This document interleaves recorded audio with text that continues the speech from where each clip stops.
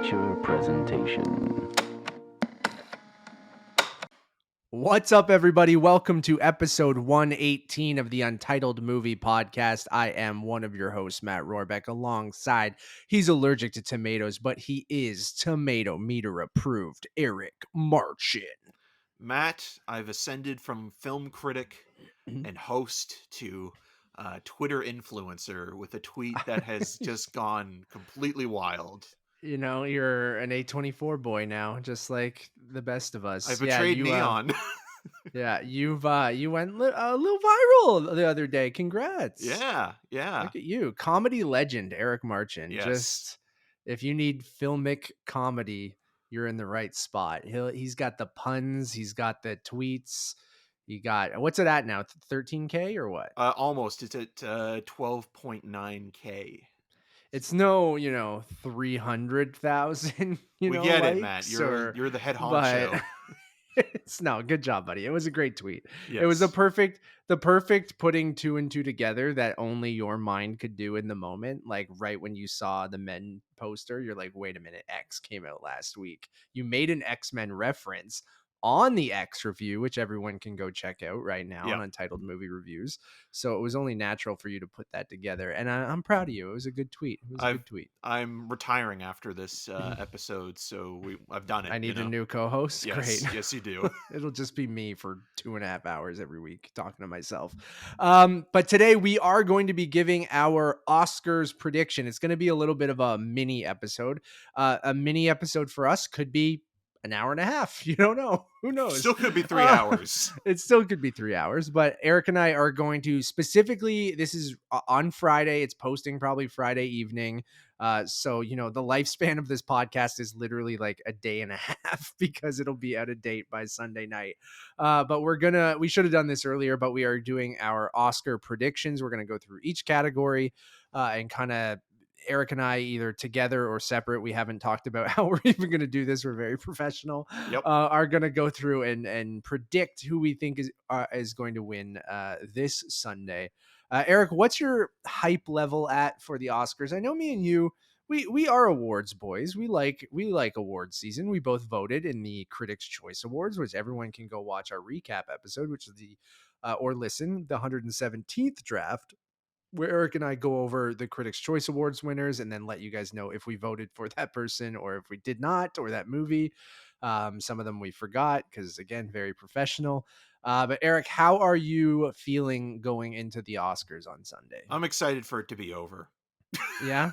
I kind of, each season seems to get longer, but over the course of, following it with more than just a casual interest in terms of what gets nominated, how the season kind of shapes up, because even, during film festival season, we're kind of following a lot of that stuff in September into December, and being, Critics' Choice members, we get a lot of emails and, for your consideration ads, sort of looking at certain movies. I got my first Critics' Choice. So did you. Invite for next season, basically, already. Yeah. and yeah, it's like it's already begun again. And I'm sure we'll talk a little bit about it, even with a movie that we both really loved. So yeah, it's one of those things where by the time you get to your final destination, not the movies, but not nominated this year. Not nominated, unfortunately. Not even a sequel made this year. I think they're actually trying to reboot it right now. Yeah, you're kind of sick of even the films you love, and you just kind of want to sort of or the discourse even. Yeah, like the Coda discourse, which again, like Coda, back in January of last year was this Sundance darling, a lovely little movie that wasn't trying to be anything more than a crowd pleaser, and maybe also showcase some diversity with a talented group of deaf actors and sort of representing the deaf community. Now, because it is in a position of where it could win Best Picture up against, because it's a nice movie and not a great film. People are mad. Yeah, and that Mad happens with even before it wins anything. yeah, but that happens every year as well. Like you always have backlash for certain movies that are, the prime candidates for best picture or directing or in the acting categories. No It matter what the happens. movie, it's gonna have its detractors. Yeah. Exactly. And so as much as like, yeah, I would love Power of the Dog to win best picture, I don't think Coda winning would be even the 10th worst best picture No. winner in the it wouldn't be even the top 20 of the Academy's history of best picture Even winners. further. It's a Yeah. delightful movie, probably my favorite one out of the nominees. And not saying that like, is it a movie that, you might forget in 10 years? Or two or Maybe. one Or even. two or one, Yes. which is fine. But that is also fine. And for it to win Best Picture, I'm like, isn't the worst thing in the world. It is a No. delightful movie. I'm like, sometimes a delightful movie is what we all need. And I feel like that's totally fine. And we'll get to Best Picture, but yeah, I'm with you. Where it's like the months and the weeks leading up to it is like I've kind of tuned it all out at this point. Like I like looking at predictions from the actual Oscar pundits of the world.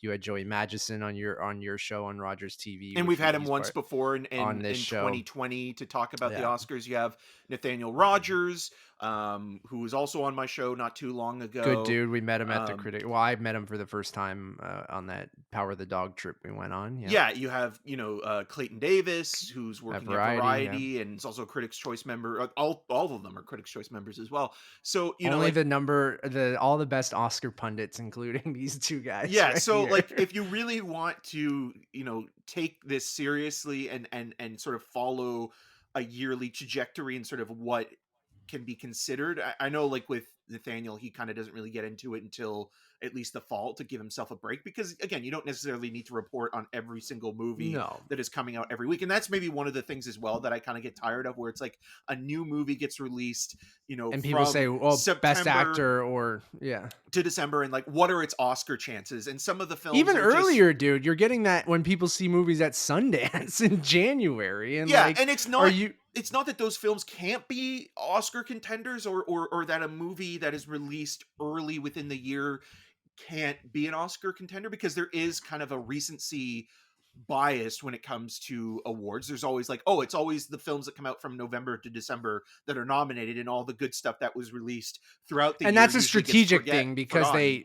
for that reason, it's a strategic thing, right? Yeah. Like that's absolutely the reason. But it'll be fun. After we do our predictions, we'll talk about, I mean, we're going to do the thing we hate. Let's talk about some early stuff for next year, even based on stuff we've have seen or based on just kind of the filmmakers that are coming out with new movies this year. We can kind of do that. So, we're being hypocritical. We say like, oh, people do this, and then we're going to do that exact thing on this show. But that's part of the fun. Yeah.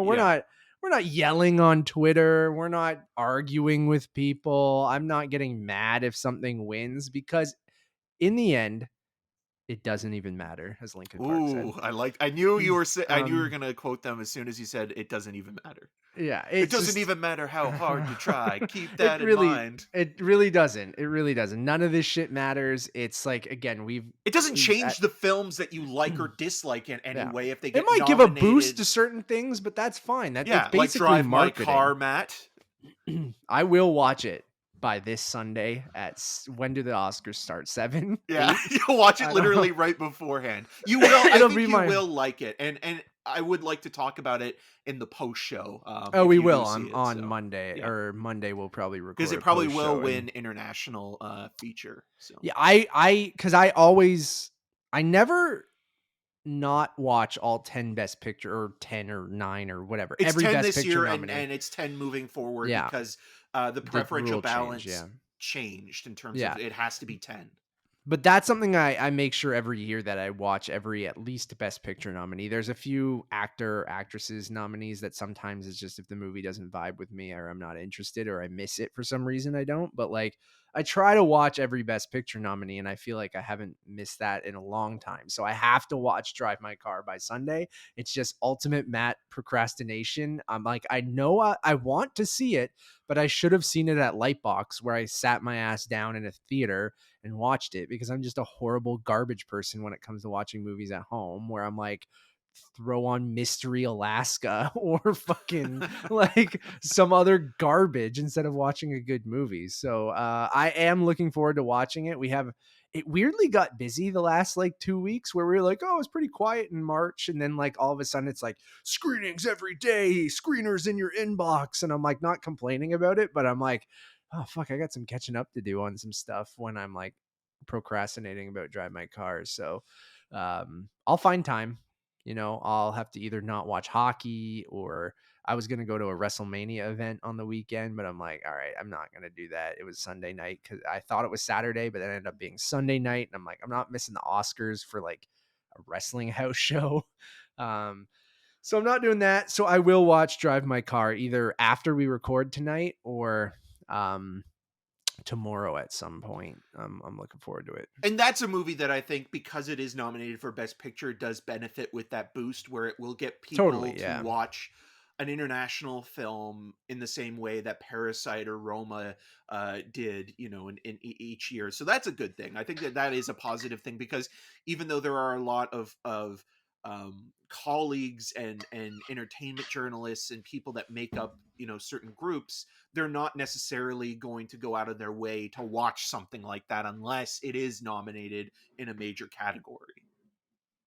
Agreed. Okay. Before someone he's back. He dropped Yes. out for a second. Um, Before someone yells at us for 10 minutes of garbage before we get to what the actual topic is. Go see the Power of the Dog comment section. That was funny. I don't even know if I've actually even approved that thing yet. But I it's should. funny because it's like, I always find that the best stuff is sort of leading into the conversation, especially if you like the hosts, like it's actually getting time to hang out with. Here's the thing, like the host, that Right. person I don't think did. No. But again, it's almost like, okay, do you prefer plot driven narratives, or do you prefer sort of loose, you know shaggy dog kind of hangout stories, the Richard Linklater films versus a big action movie where it's all plot. Yeah. Let's get into it. Let's start with best visual effects. So the nominees are Dune, Free Guy, No Time to Die, Shang-Chi and the Legend of the Ten Rings, and Spider-Man No Way Home. Eric, what are you taking here? Dune. I think Dune's gonna win. Yeah, same.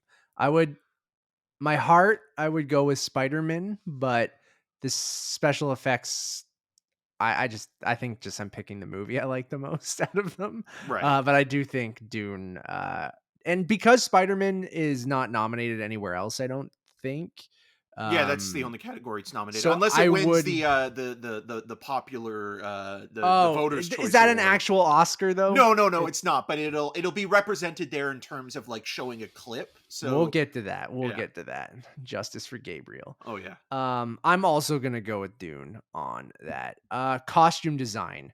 You have Cruella, Cyrano, Dune, Nightmare Alley, and West Side Story. I think I'm gonna stick with my Critics' Choice pick, which is Cruella. Yeah, I'm also going to go with Cruella. And just going back quickly to the Dune thing, even though Yeah. we both didn't love the movie because it's not a full film, only half a movie, hashtag half a movie. I do think the integration of certain visual effects, specifically the sandworms, is something Oh yeah, that is an achievement. Like, I don't want to impressive. take away from the There's a visual lot of effects impressive team. stuff in Dune. Yeah. Let's say that. We had a problem with how it was structured and delivered. I would say cinematography, music, costumes, visual effects, like it's all there from a technical standpoint. And I don't think either of us can really deny that. So I'm totally fine with Dune winning. And I think it has spectacular special effects. I think some of that, IMAX footage mixed with the sandworms and some of that Or stuff the just looks dragonfly incredible. ship with like the wings Yeah. and how that works. Like, all of that is great. It's just, again, it's more so we had problems with the narrative adaptation and in terms of how It was really delivered. And yeah, and it's like, it's almost like reading the book and reading only half of it and then putting it down and saying, yeah, I read the book. best book of the year. Best half of what? book a year. And for Cruella, I just think the movie is heavily based on her costumes, and they are all gorgeous, and like I just think that that totally makes And sense it's for front that and kind of center, movie. right? Yeah. Like a lot of those costumes, you know, play a integral role to the narrative itself. So, you know, it's showy in the sense of how theatrical and lavish everything Mhm. is in terms of the costumes and sort of, you know, the characters wearing them, but it also plays a role within the plot. And like you look at Yeah. like the garb, the trash suit specifically, and how that's presented. So Mhm. Love it. And as we go through, we'll do what we think will win, and if there's something we we win, would, like we if works. if we want something to win, let's kind of mention that too, like I did with Spider-Man. But I think Cruella is a should and want for me out of them. Like I also think the costumes in West Side are great, like period accurate. I think all the production on that movie is great, but much like what you just said, I think it costumes are front and center in Cruella. Yeah, and I mean, like, if you're looking at costumes as well, like, again, it goes to your point earlier where, you know, sometimes you're picking the movie you like the most, and sometimes when you're picking the movie you like the most, it's automatically like, okay, well, like, this is just going to encompass everything that I'm going to vote for Yeah. or pick. Where even if there are films you don't like, you can still admire, you know, certain elements of them, like Dune with the visual effects, or even the costumes with Dune, like Dune, like Yeah. those kind of The like, house costumes kind of thing, yeah. like each house has a unique look, and I don't love like there was a lot of gray and brown in that movie, and I wasn't a huge fan, which just kind of made everything kind of look samey to me. But it's nice to see a sci-fi movie get a costume design Yes. nomination when most of it is like period stuff, right? Yes. And So period being like, you know, before the 20th century. yeah, So, exactly. Best film editing. You have Don't Look Up for the most edited. yep. You have Dune. You have King Richard. You have Power of the Doog and Tick Tick Boom. Doogie Howser. Um, Man, I haven't looked at any predictions from these actual pundits before this. Well, So also I'm editing is going a off big of is in past years editing is always a precursor. precursor Yeah. to best picture, and here Usually for the nominees though, right? Is it the winners as the well, winners. Yeah, or so oh if yeah. when and film editing is one of those categories that is not going to be presented during the main show and the main Yeah. telecast, which is, I mean, that's a whole other can of But worms that we can talk we about don't as talk well. about Bruno, which is Yeah. being Which I performed, feel not like for best song, the nominated song that's nominated from Encanto will win just based on people thinking on it is Bruno. that Yeah. song. But yeah, in I don't terms of know. editing, like usually that's a precursor, That's uh why I'm leaning towards Power of the Dog, but winning best picture, because yeah, Power of the Dog is nominated for editing and could very well win. But if Dune or Don't Look Up win, that could mean that Coda is going to win best picture. yeah, that's kind of how I'm feeling. And I could see even Tick Tick Boom if And Tick Tick Boom, even though we like the movie, is also a lot of editing. Like, it's I very know, but showy. then that's why I think it could win, because a lot of the times, and I think in recent years, we always thought editing and picture matched up, but I feel like lately it hasn't. I don't No. know. I'm just speaking out of my ass, but But like sometimes it doesn't. at Like the least, Bourne Ultimatum one editing back mhm. in 2007, and it wasn't nominated for picture. So And it doesn't always make sense. Like the precursors are the things that will kind yeah, of forecast it. And that's even why with like SAG and in the Globes, right? Like everybody kind of puts so much emphasis in previous years that, like, okay, this is going to be, you know, like a telltale sign of what is yeah. going to happen. Now it's not Mhm. as much as it was. So that's why something like Tick Tick Boom or Don't Look Up, to your point, because they both are a lot of editing. I'm gonna go. I'm going with my gut, and I'm going with Tick Tick Boom. I mean, that is a good pick in terms of, like, again, it's very showy, and it will kind of be a consolation prize for the film That's because what it's I only mean, because I don't nominated think for it's, 2 awards for and I Andrew don't think Garfield's Garfield's performance. gonna No. win. So that's why I think if they're gonna give it something, and not saying that everyone thinks this way, because no one thinks this way, I don't No, think. But I think pundits and critics and just people that are interested in this in general overthink it to the point where it's like you can talk yourself into so many different Scenarios yeah, and and yeah. situations in terms of how like it could go.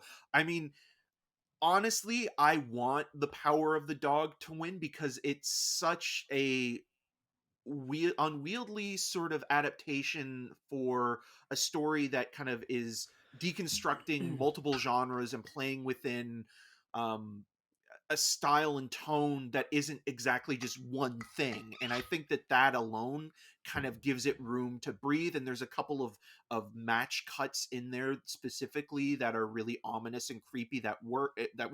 But I could also Mhm. see Dune winning, weirdly enough, because Dune, like, again, is a big showy sci-fi film that, or half a film All that. right, you got to pick one. What are you picking? So, I'm going to go with my heart on this one and say The Power of the Dog, but I wouldn't be surprised if Dune wins. Cool. Best makeup and hairstyling. You have Coming to America, Cruella, Dune, The Eyes of Tammy Faye, and House of Gucci. The one Oscar Um, nomination for House of Gucci. that's why I almost wanted to win. And this one is always a wild card. Like, Yeah. I feel like, House of Gucci could win.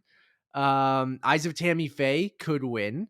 I actually think it's between those two personally, Yeah. but I'm gonna lean towards Eyes of Tammy Faye, just because I think people like that movie more. Or at least Um, Jessica Chastain's yeah, performance. And again, it's a lot. It's showing you like all the are is the makeup and hairstyling great?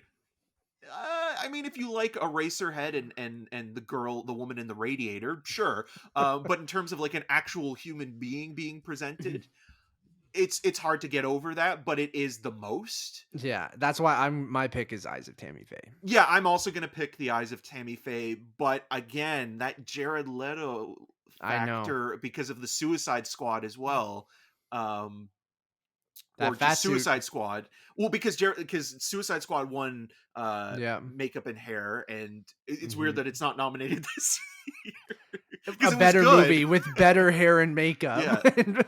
So the I Jared don't know. Leto thing for hair and makeup could be like that Yeah, pushing factor where like, I would love. Paulo Yeah. is the character that gets the win for that category. So we're both going to Eyes of Tammy Faye, but I'm with you where I wouldn't put it past him if Gucci takes it. Yeah, I So think Cruella.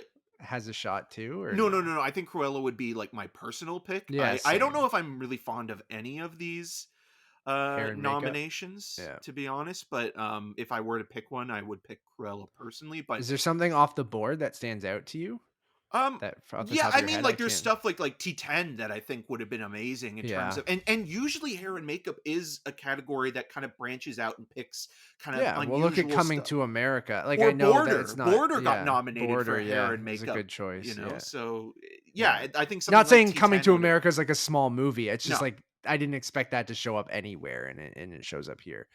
Let's go to best cinematography. Also an award they're not presenting, right? In person? What if Or they are they not? I thought that was maybe a different year, or I thought that was this year. Because Am I wrong? this I could be wrong. I think we need to look this up because this would be such a Uh, bummer if it wasn't presented and Ari Wagner won for Power of the Dog.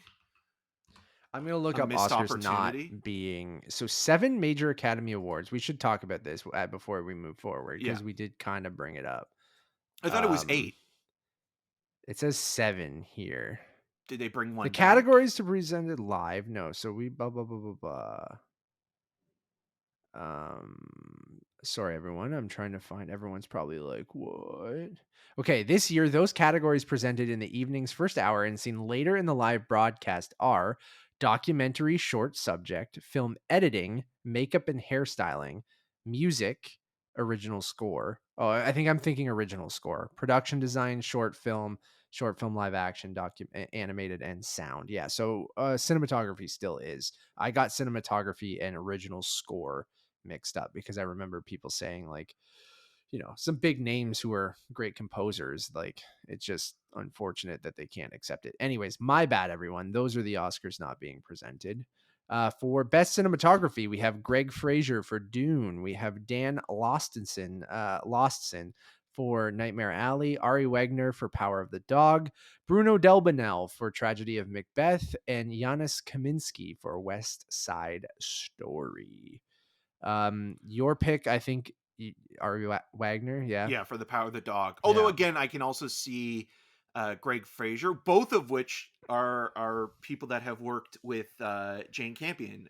Greg Fraser shot Bright Star, which was cool. Campion's last movie, and now Ari Wagner directed The Power of the Dog, which is Campion's most recent film. But yes, I think Power of the Dog is going to win and should win.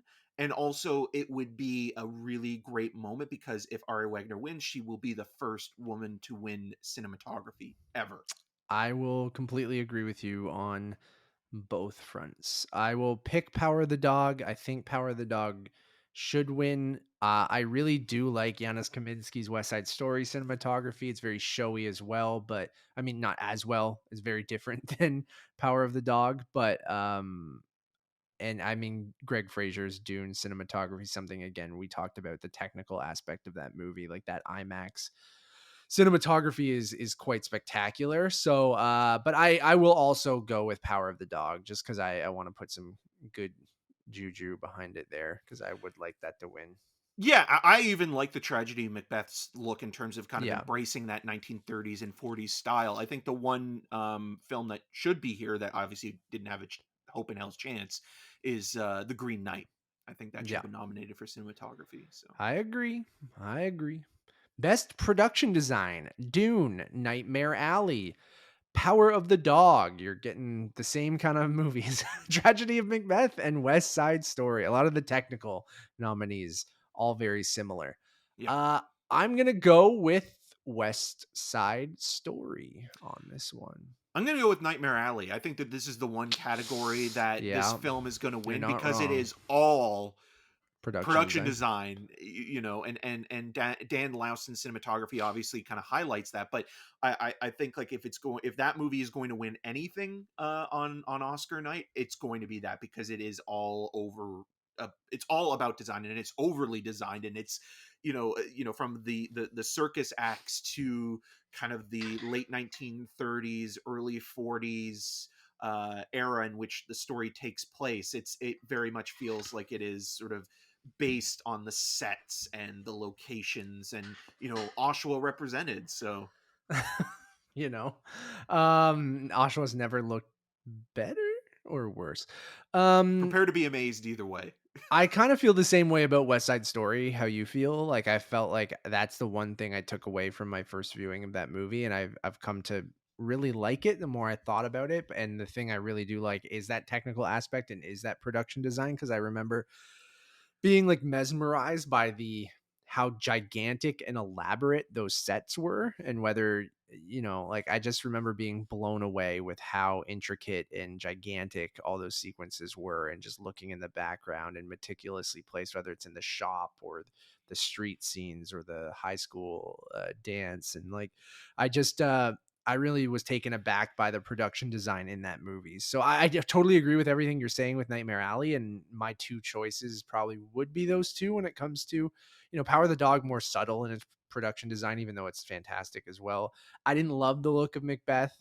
And then Dune, kind of what I said before, where a lot of browns and grays and, it was militaristic a little bit. And it's just, on a sand planet. Like I get that that's sort of cool, but by hour two and nothing's happening, I'm like, You're what? basically Hayden Everything, Christensen by the end of it. everything looks the same. Yeah. So yeah, I also agree with you. Like my personal pick would be West Side Story because I also think that it captures almost like the despair and the dystopian esque quality of yeah, the that time gentrification period, of the yeah, neighborhood and also Robert Moses, the kind of big wig architect and one of the most hated men of New York, kind of taking over parts of the certain boroughs and kind of changing them and making them more kind of anglified and white.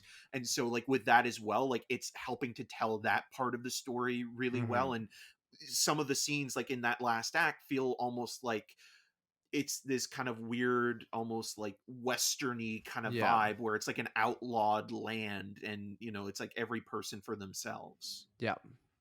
Totally. Best sound: Belfast, Dune, No Time to Die, The Power of the Dog, and West Side Story. Eric, who you got? Well, this is a category again, that has been kind of put together because in years past it was two different categories. Mix and editing. Yeah, Yep. and so now it's just sound. Because Um, most people are like, "What's the difference?" It's exactly. just sound. Is it loud? Okay, well I'll nominate it. And so with that, I think probably Dune is gonna win. I think Dune, again, like, part of it is going to be people are gonna think like, oh, it's really loud and bombastic, and like, Hans Zimmer's score kind of helps do the heavy lifting, and so people are thinking about that instead of like, you know, certain sound designs or the way that things are kind of put together. Like, my personal pick would be The Power of the Dog because it is so sensual and weird, and the texture of different noises coming through. But I definitely I don't think that, think it has a chance, no, I really, don't to be either. honest. But I think Dune is going to win. Yeah, I don't disagree.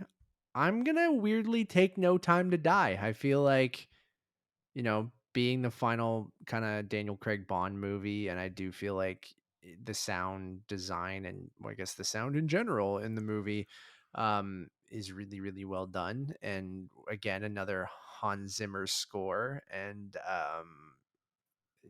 I know this isn't about the music, but I think when everything comes together, and just sometimes they'll give it to a movie like that. There's like, oh, great gunshot noises and Great arm stuff like break that. of a person we don't Yeah. like actor Yeah. wise.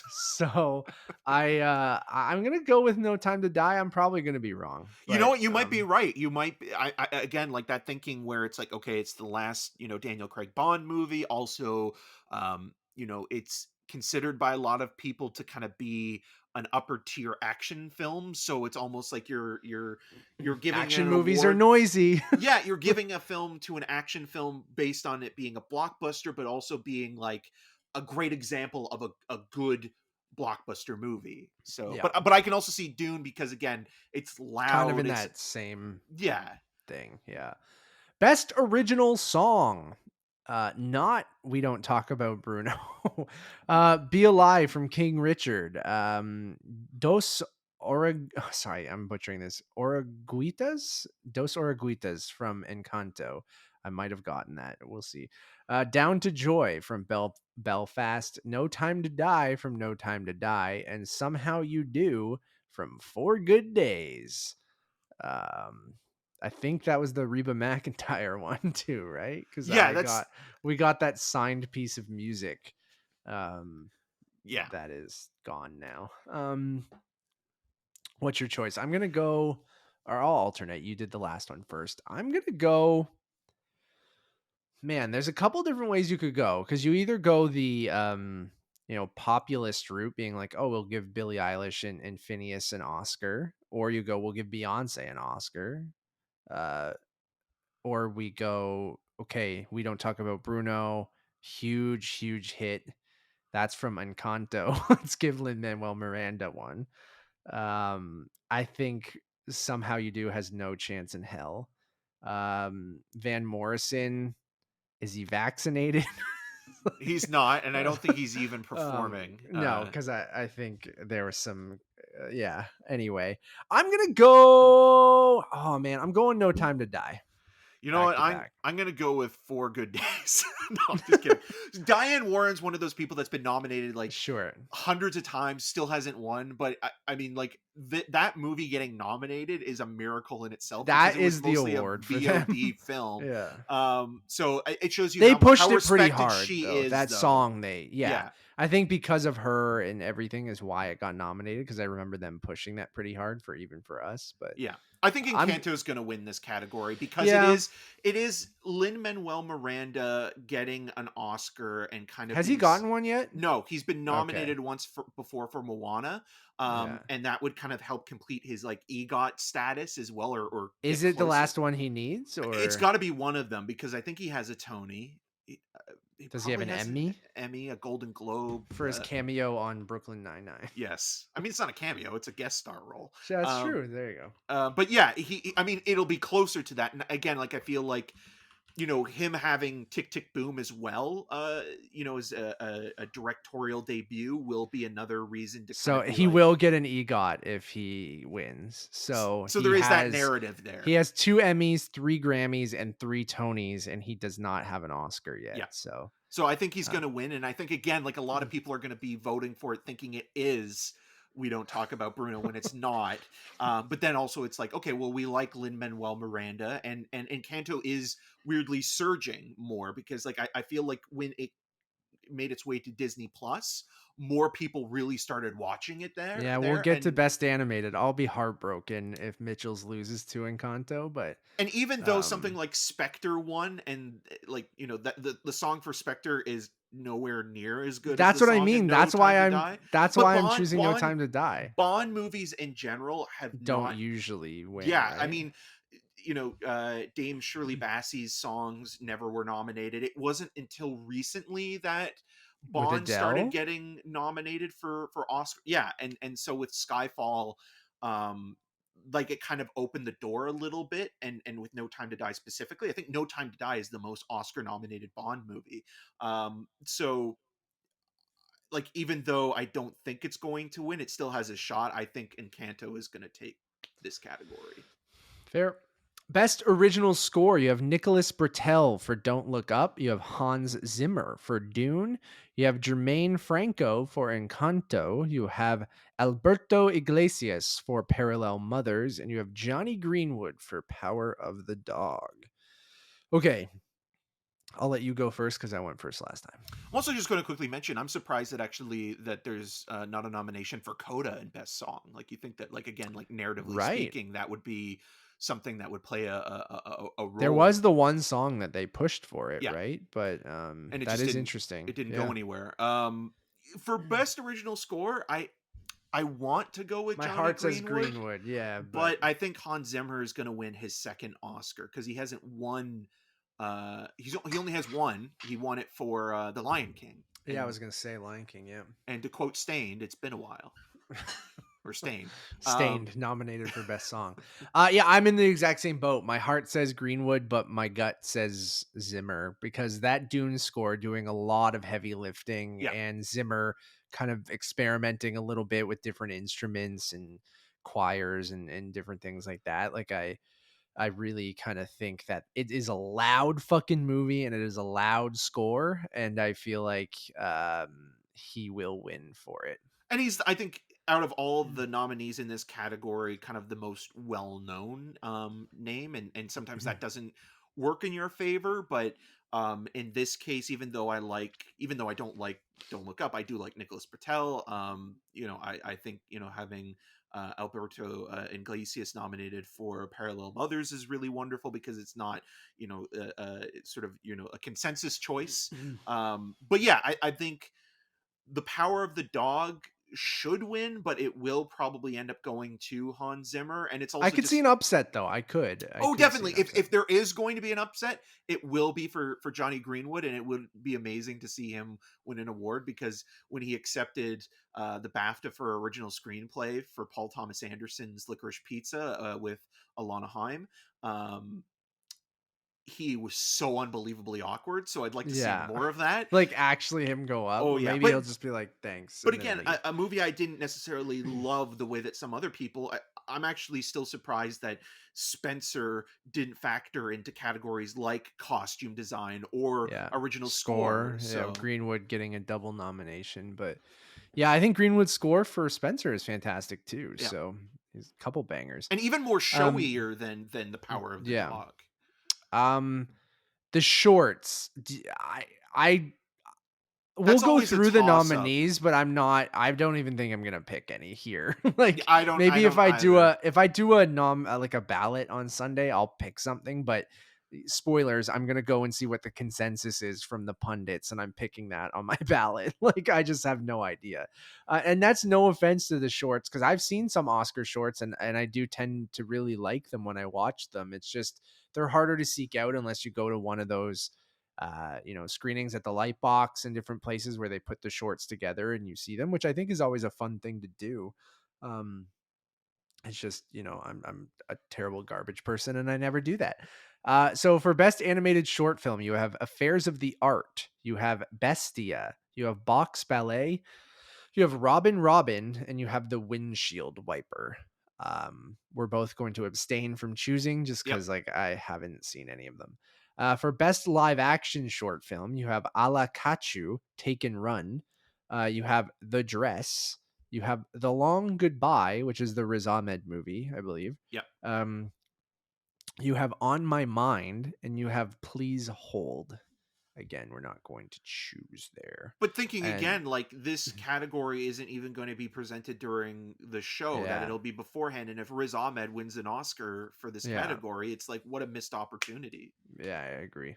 For anyone really, like these are the types of people like this is their like a lot of these are up and comers or unknowns Yeah. and things like that and like Domi they Shi, winning previously yeah. in the animated short. Martin McDonough Yeah, won Taika in. Waititi. Yep.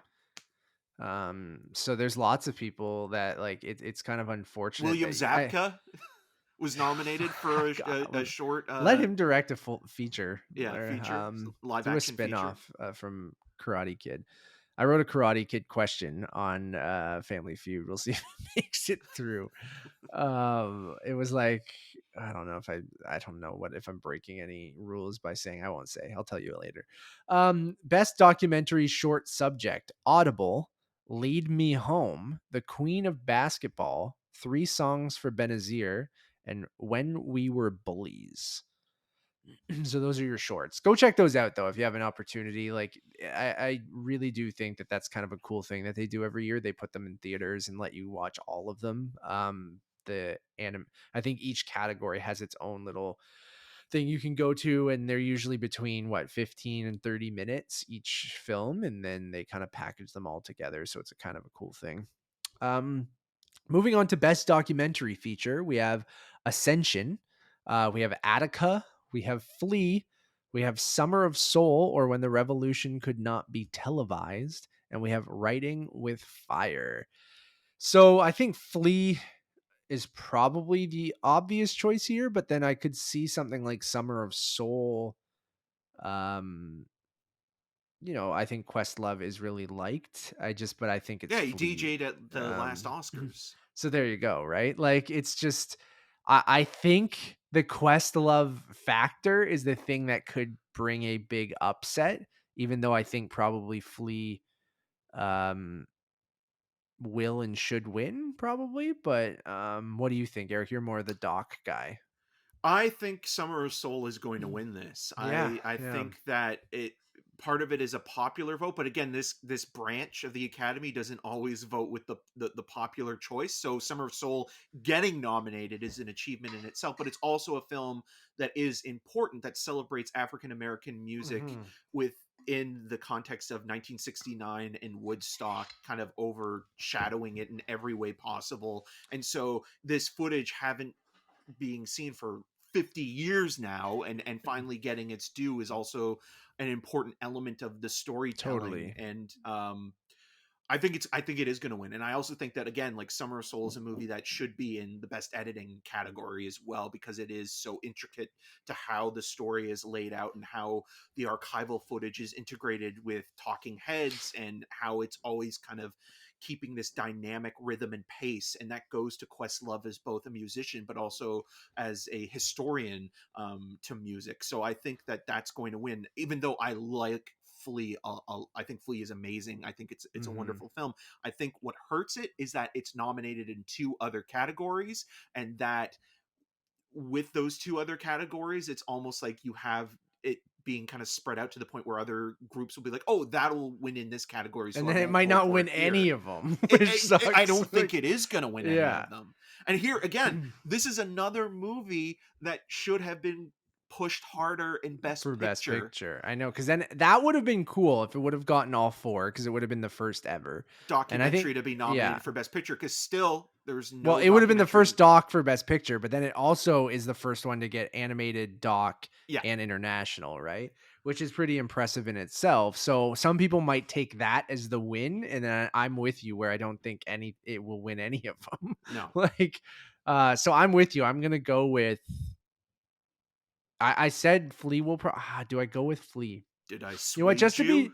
Just to be different from you, so we can be different. I will go with Flea here because I still love that pick. Like, if Flea I wins, I do will be think, happy. If Summer of Soul wins, I will also and be for the happy. exact reason you're saying, where I feel like if they're going to give them one of the three, and I know I told everyone not to think that way because no one thinks that way when, especially when they're voting. Um, but some people do. I Yeah. think when you're looking at your ballot and you're like, oh, Flea is nominated in these three categories. Which is the one where it's most likely to win, or what is the one it should win? I'm going to give it to documentary. And I do think that the Questlove factor, everything you talked about for Summer of Soul, like, I think it could be a little bit of an upset if that wins. And I'm not saying it's an upset that it's not as good of a movie. It's just, I think Flea was so well loved and it showed up in so many categories. Almost people were thinking it would show up in Best Picture. So I'm going to stick with Flea as my choice for documentary feature. Yeah, Um, again, it's not like, if it were to win in one of the categories it's mm, nominated for, this would be the yeah, one, I because I think don't so. think Yeah. it's going to win international. I think that's going to be Drive My Car, And I and don't think for it's going to win animated, I think animated. it's going to be Encanto. So if it's going to win anywhere, it's going to be there. But again, the other thing that kind of hurts it a little bit is that it is an animated documentary, and it's an Yeah. international animated documentary. So those are other factors where the documentary branch might not consider a pure But this does documentary. go out to the whole academy now, right? Yeah. Like they're the ones who nominate them, Oh, right? no, And no, then no, now no, no, no. everyone. Maybe I don't know. You know what? This is one thing I'm never really completely sure on, because Like I thought Best all Picture is the something that everybody votes everyone on, votes on. Yeah. and that's why, like, the actors branch is so dominant in the Best Picture decision, because Because the they have the actors make up the most. most. Yeah. But yeah, maybe you're right. Where, like, the I final, don't know, like, maybe. I could nominations. be wrong too, but they We have should a ask lot of. Cameron Bailey, who's a new Academy Oh yeah, member. he gets to vote this year. Yeah. I would love to get him on the show once. We'll try to do that this year before the festival. Best international feature. Drive My Car from Japan, Flee from Denmark, The Hand of God from Italy, Luna, a yak in the Lunana, a yak in the classroom from Bhutan, and The Worst Person in the World from Norway.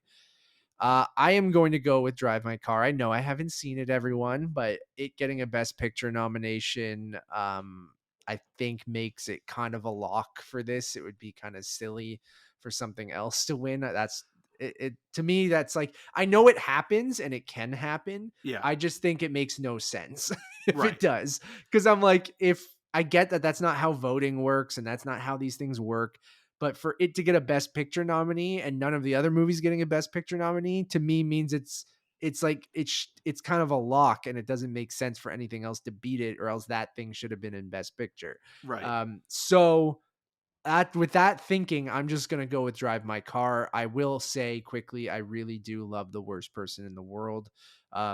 We just talked about Flea a lot, which I did like Flea, I just didn't love it. Um, and I just can't with Paulo Sorrentino. So I watched it. oh, you did Back. end up watching it. Yeah, uh, it's it's probably it's a movie that I didn't hate. Like, it's Okay, there probably you go. his least That's hateable movie, but it's high still not great. praise. But it's still not great. And it kind of does feel like, again, like you could have a movie like T10 here. But again, Oh I my also god, yeah, realize I know. T10 is a film that's not going to be for everybody. But looking at this category, I mostly agree with your sentiments, where it's like Drive My Car's been nominated for picture, it's been nominated for directing, it's been nominated for adapted screenplay. So it kind of makes sense that it's going to win in this category, and this is the category it's basically it's to lose. But if there were a movie to surprise, it would be The Worst Person in the World, because The Worst Person in the World is also nominated for original screenplays. So that shows you that there It has was some a, love in other yeah, categories and I too. Yeah. think if Did we lose Eric? We might have lost Eric for a sec, everyone. I don't there know if he's was the there. He is. oh, so I was talking about The Worst Person in the World Yeah. being a film that I think if Neon had pushed it and released the film back in November or December instead of releasing like a qualifying run followed by a traditional release back in February, I think you could have seen it in more categories like director and actress in a leading role, because the film again is one of those movies like Encanto that seem to kind of have this late surge and more people kind of finding it and falling in love with the film as it was being released. I I mean, it definitely wouldn't even be upset with that. I would like for that, but I just again, yeah, I yeah, just and both can't see both it Drive My happening. Car and Worst Person in the World had their kind of debuts at Cannes, and then they get released later on, and again they pick up steam. Drive My Car is the kind of movie that I think validates film critics in a lot of ways, because I think without the film critics, maybe more people wouldn't have seen it. And because it won, awards early on, like for the New York Film Critics Circle and the TFCA and things like that, it kind of helped keep that movie in people's minds. And again, like it's like, oh, maybe I should give this 3-hour movie about art imitating life, and this the stage, and sorrow and grief and all that a chance. And it kind of became a crossover hit. So what is your pick? Oh, Drive My Car. But again, Okay. but Again, the worst person in the Yeah. world, like if Drive My Car is You my could see an upset. Yeah. yeah, Yeah. should and will win, I think, is Drive My Car. But like, if Yeah. there were an upset, I think it would be the worst person in the world, because again, it is Cool. having that last minute kind of like pickup. I totally get that. Best animated feature film: Encanto, Flea, Luca, The Mitchells versus the Machines, and Raya and the Last Dragon. So dominated by Disney.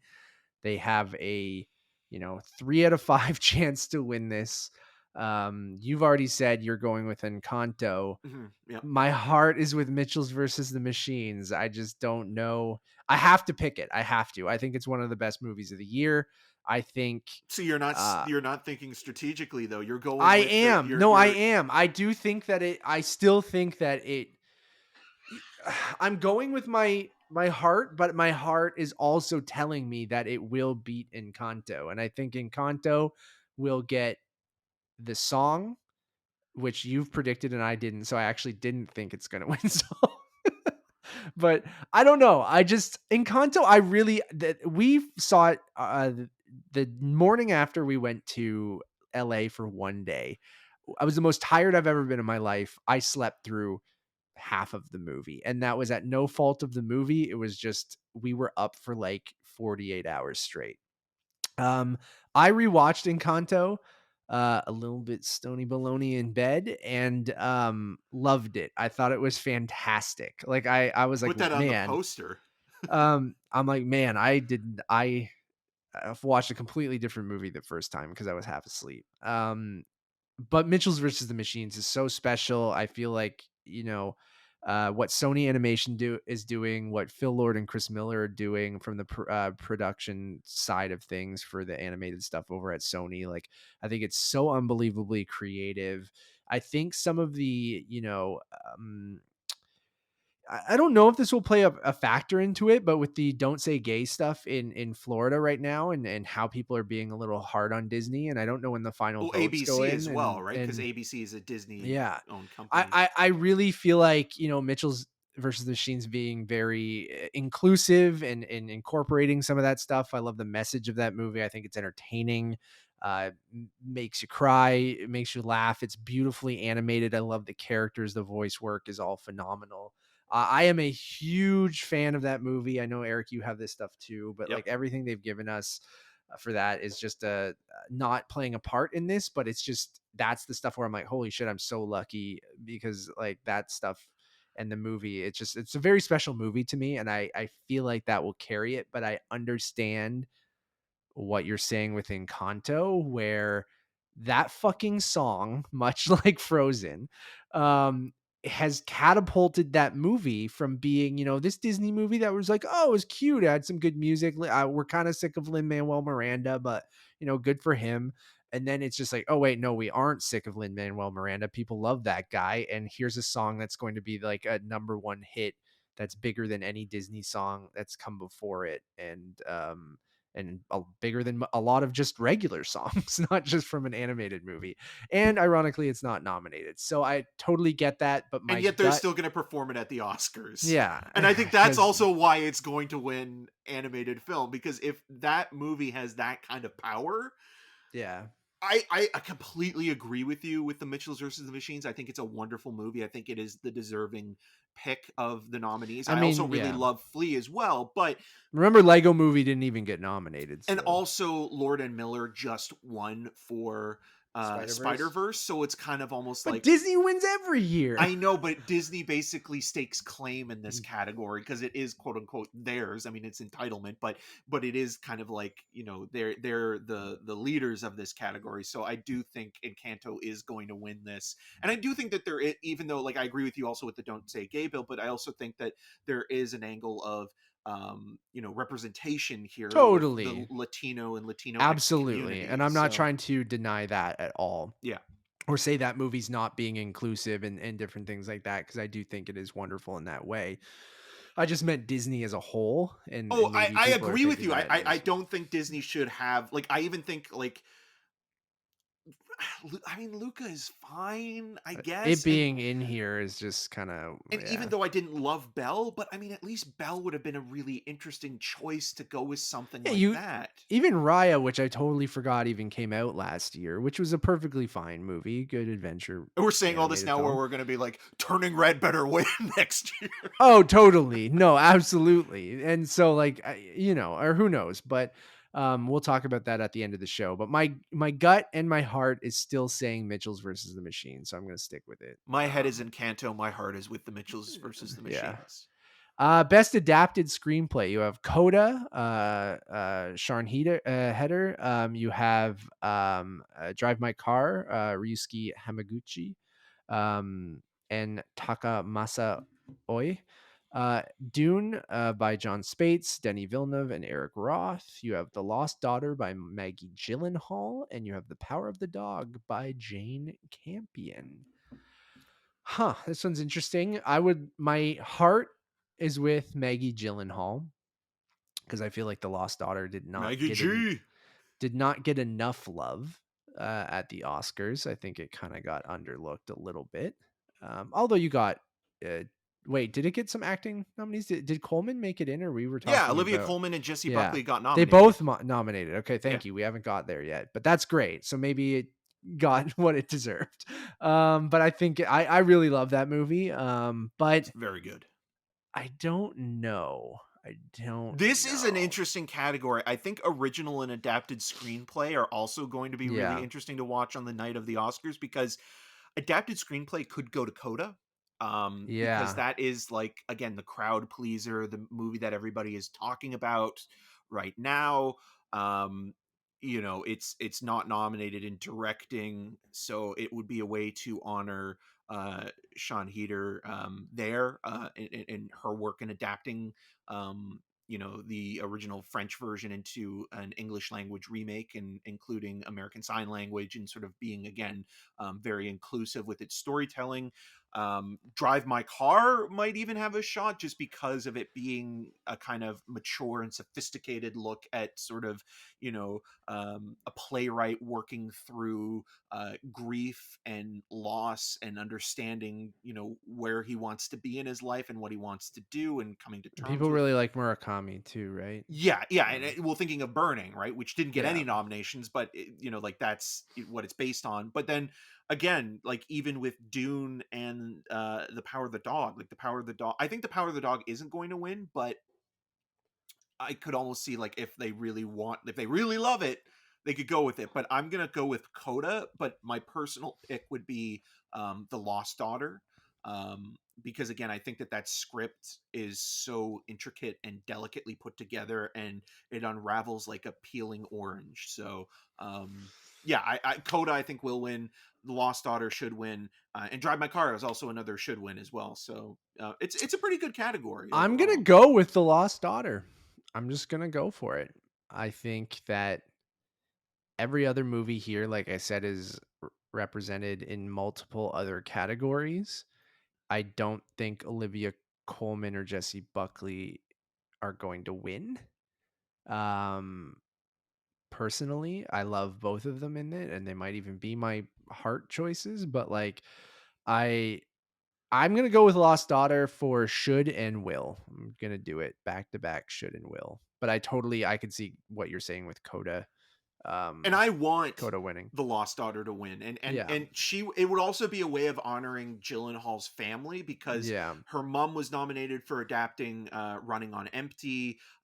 Jake has only gotten one nomination in his career for Brokeback Mountain and supporting actor, which is weird because you think that like he would have been nominated for yeah, Nightcrawler or anything else that he's done. And then even though Stephen Gyllenhaal, their father, hasn't been nominated, he's been a working filmmaker for decades. Like he directed episodes of Twin Peaks, the original nepotism, baby. series, and then Maggie Gyllenhaal also was nominated for Not, supporting actress for Crazy yeah, Heart, the Jeff Bridges film. yeah, So another person that probably should be here, I think, in adapted is Rebecca Hall for Passing. I think that that's a category that, or that's a nomination that should have happened, and that movie was nominated for nothing. So yeah. Best original screenplay, you have Kenneth Branagh for Belfast. You have Adam McKay and David Sirota for Don't Look Up. You have Zach Balin for King Richard. You have Paul Thomas Anderson for Licorice Pizza. And you have Eskil Vogt and Joachim Trier for The Worst Person in the World. this Um, is a really fascinating category yeah, because it feels like there are three films duking it out with for Belfast, Licorice Pizza, the worst and person The in the Worst world. Person in the I World. think Yeah. that those three films, if Belfast isn't going to win Best Picture anymore, Kenneth Branagh has been nominated 7 times. He's never won. Do we give it to him? Do we give it to Paul Thomas Anderson, who's been nominated 11 times, hasn't won anything before, but at the same time, the controversy with Licorice Pizza might be hurting Yeah. the film. And then The Worst Person in the World is a movie where, again, it's surging and a lot of people are really loving that movie, and that script is a big part of why they do love it, even though some people like myself have some problems with the third act and how one of the characters is reintroduced into the storyline. But I think it really is down to those three. I would laugh out loud if Don't Look Up I wins, know. because it would just be, And I again, wouldn't be surprised. I it's wouldn't the be most, it surprised, is but yeah. literally the film that is telling you how to What is the feel. most original? Well, let's do this. Yeah. It's like uh I kind of am in the exact same boat as you. And I'm going to kind of go with out of the 3, which I think is the least likely, but I honestly think that's the reason why it will win, is The Worst Person in the World. And for a lot of the reasons you're saying, like the Licorice Pizza thing, like I feel like the discourse on that and a couple scenes that I honestly, had issues with, you guys can listen to our review, and many people have had issues with, I think kind of There's actually a really wonderful hurt. piece written about that recently, in terms of, I'm just looking it up now to get Yeah. the name of the author so I can give But her credit. I think I think it's a fun movie at times and it's a nice hangout movie, but um, I don't think it takes it. In Belfast, like, yeah, I think it's almost too slight. Like, I don't know. Like, I know people really like the movie. It has kind of fallen off, I think, and is now that number 3 or number 4 choice when it comes to Best Picture. And so I'm gonna go with Worst Person in the World because I feel like it won't win um international. And I think they'll give this to it for that reason. We're all, again, like I said with Lost Daughter, I'm probably overthinking this when people fill out their ballots because I'm assuming people just go, oh yeah, I like that the most, I like that the most, I like that the most, and they're not really looking at each category and going, well, if I vote here, then I should vote over here. I think they're just voting from their gut on a lot of these things. But maybe they do put that much thought into it, so I'm gonna go with Worst Person in the World. Yeah, so I just quickly want to mention that Jen Yamato Yes, in the I LA did read Times that. wrote a Yeah. really great piece, which wasn't going for or against the film. It was just really collecting and having a conversation about uh, the topic of the anti-Asian sentiments and the feelings towards the film. And I think because of that, it's left a bit of a bad taste in people's mouth, even though I still really love it. But it being only nominated for 3 Oscars for original screenplay, directing, and picture kind of also show you that there is respect for Paul Thomas Anderson, but part of his sort of campaign and sentiments towards the controversy and people kind of having a conversation with him have, turned to that, like, that old white guy kind of being overly defensive, even though I think Paul Thomas Anderson isn't necessarily, you know, a bad old white guy. Like, I just think that maybe Yeah. it's a little bit out of touch with it. But even though you can understand what he was trying to do, if it doesn't work, it still doesn't work. But of those three, I'm also going to go with The Worst Person in the World, because that's the film I could see Paul Thomas Anderson voting for, because he Yeah. loves that movie. And if he were to lose to something, I think that would be the film he would want to lose That's great. to. I really do hope it wins, and I think it has a great shot at it. So I'm glad we're in the same boat. All right, now we're into the big boys and girls. We are into the top, 6 categories. So we'll start with best supporting actress. You have Jessie Buckley for The Lost Daughter. You have Ariana DeBose for West Side Story. You have Judi Dench for Belfast, Kirsten Dunst for The Power of the Dog, and Anjanou Ellis for King Richard. Eric, I think we're probably both in the same boat, but I think Kirsten Dunst for Power of the Dog. Yes. Yeah, yeah. That's how I think both my gut is telling me Oh, Kirsten you're not Dunst has joking. it. I thought you were joking. No, I'm not. Who do you think? I think Do you Ariana think DeBose is winning for really? what? Yeah, Okay. she's won Because she's everything. been won everything. You're right. Yeah. I didn't I think. I But think I I think think my heart, I like her. That's who I voted for in Critics' Choice, I think. right. I think that she is Oh wait, Jessie she's Buckley I love more. But yeah, yeah. anyway, keep going. Yeah, so yeah, but Ariana DeBose, I think I liked her in the film. I think it's the role that is also a big part of why she's nominated. It's such Yeah. an important role in that story. Um, and she's won everything. So it kind of feels like out of all the categories that are You're going to be right. I haven't presented been that paying night, attention much. um that is the one person that will win. Like, that goes, like, Interesting. if anybody else were to win, like Vegas odds, if you were to put like anything on anybody else, you would be Interesting. rich. Like, Because I just thought, I guess I'm thinking Kirsten Dunst's campaign the most, maybe. And then well, and like, also there's this narrative because Kirsten Dunst has been, acting since she was a child. This is her first nomination ever. She is in a Best Picture contender as well, and the Best Picture contender that kind of seems to be in at least the top three for consideration. Her partner Jesse Plemons has also been nominated. She is a wonderful actor, and from all accounts, seems like a very nice person. I'm going to stick And with it. I'm picking her. I think if she wins, it would be a great upset because I do really like her, and I voted for her for the final Critics' Choice, and um, she is really good in the movie. But I think Ariana DeBose has this one locked up and is going to dance away with it. My personal pick, even though I also really like Kirsten Dunst, is Jessie Jesse Buckley. Buckley. Yeah. I think Yeah, I'm Jesse with you. I Buckley forgot. See, I forgot has they were been. nominated. I thought they got screwed, but Well, no. you were thinking Judi Dench. I mean, Yeah. Judi Dench all the way. I But love it's Judi amazing Dench, that but I I mean, love Judi Dench too. And what I love the most about Judi Dench is she did no oh campaigning yeah, whatsoever doesn't care at all. and doesn't give a shit and gets nominated, which is kind of Yeah. amazing because I know a lot of people were thinking Katrina Balfe would get nominated for supporting for Belfast, and then all of a sudden it's like, no, the grandparents are getting nominated instead of the parents.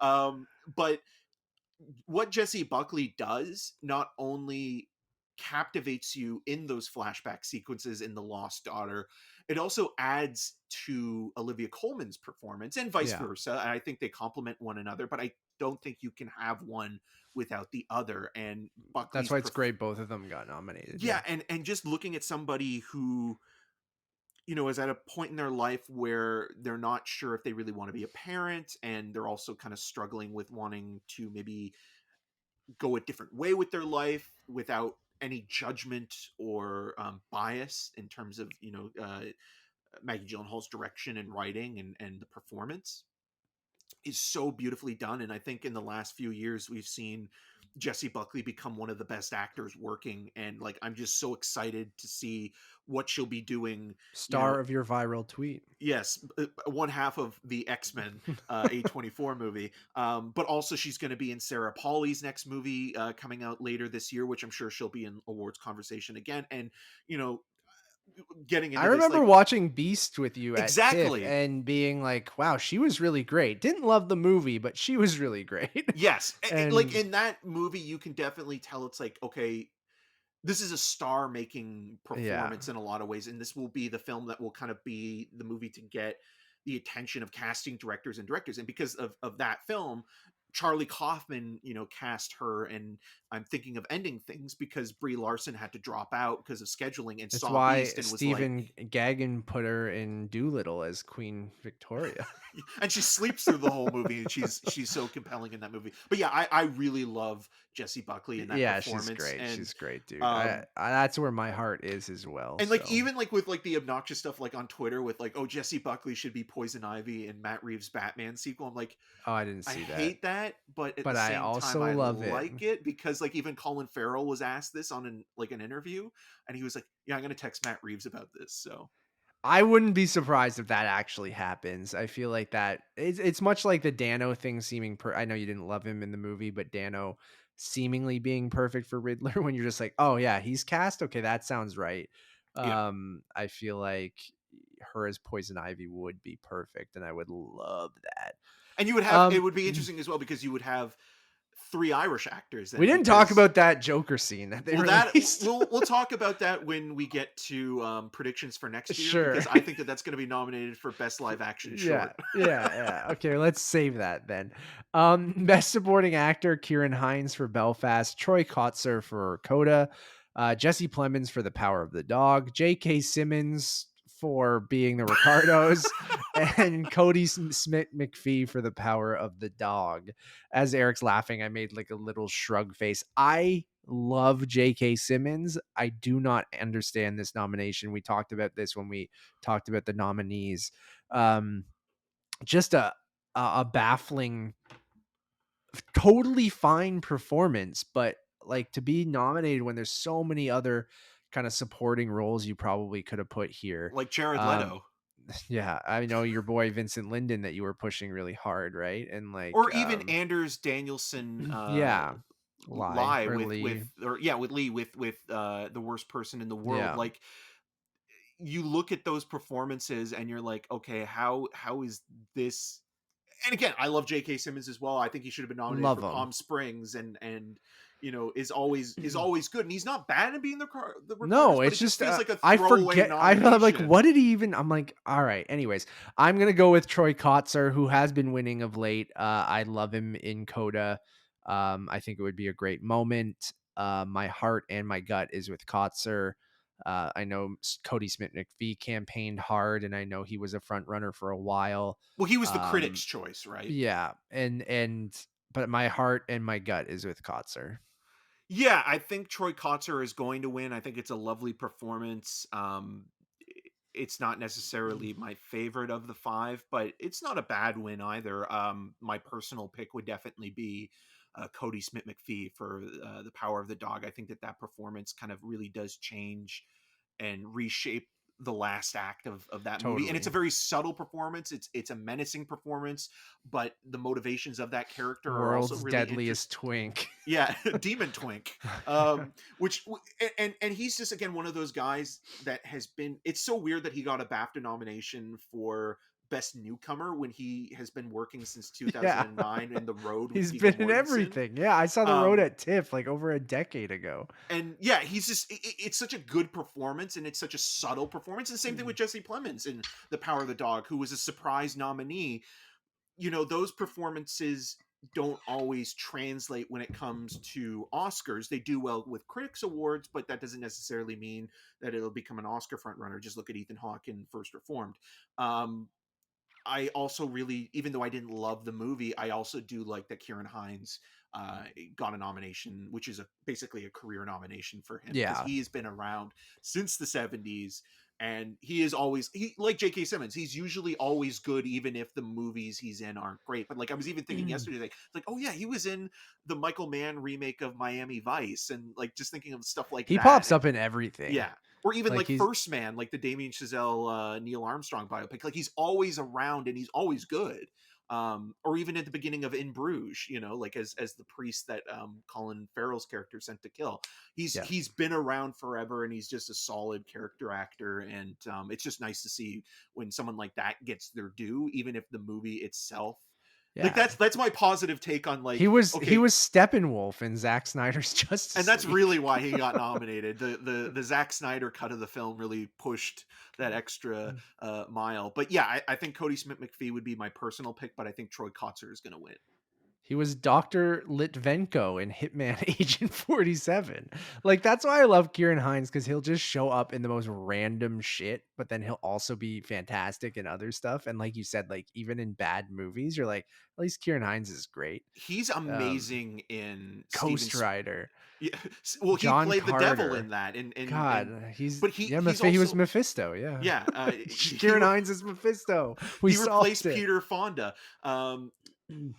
He's amazing in his scenes with Eric Bana in Munich. Like, I loved him as a part of the Yeah. Mossad group, and like his storyline and where that goes. And obviously I've talked about it before on the regular show that I think he is, in my opinion, if not the best Julius Caesar on HBO's Rome. So yeah, again, like that's like the two sides of a coin kind of thing, where J.K. Simmons kind of feels like a throwaway nomination, where Kieran Hines is also kind of a bit of a, like, okay, we're giving this to you because we like you, and also it's a Yeah. career nomination, but I I'm appreciate sure it's that just because nomination J.K. more. Simmons is also well liked with Yeah. everyone, right? Also Like, did no campaigning, which I also really yeah, like. I know. Best actress, you have Jessica Chastain for The Eyes of Tammy Faye. You have Olivia Colman for The Lost Daughter. You have Penelope Cruz for Parallel Mothers. You have Nicole Kidman for Being the Ricardos, and you have Kristen Stewart.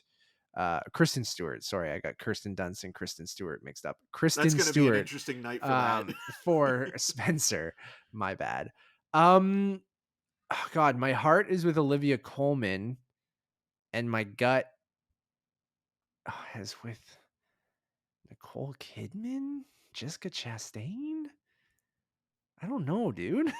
What do you think?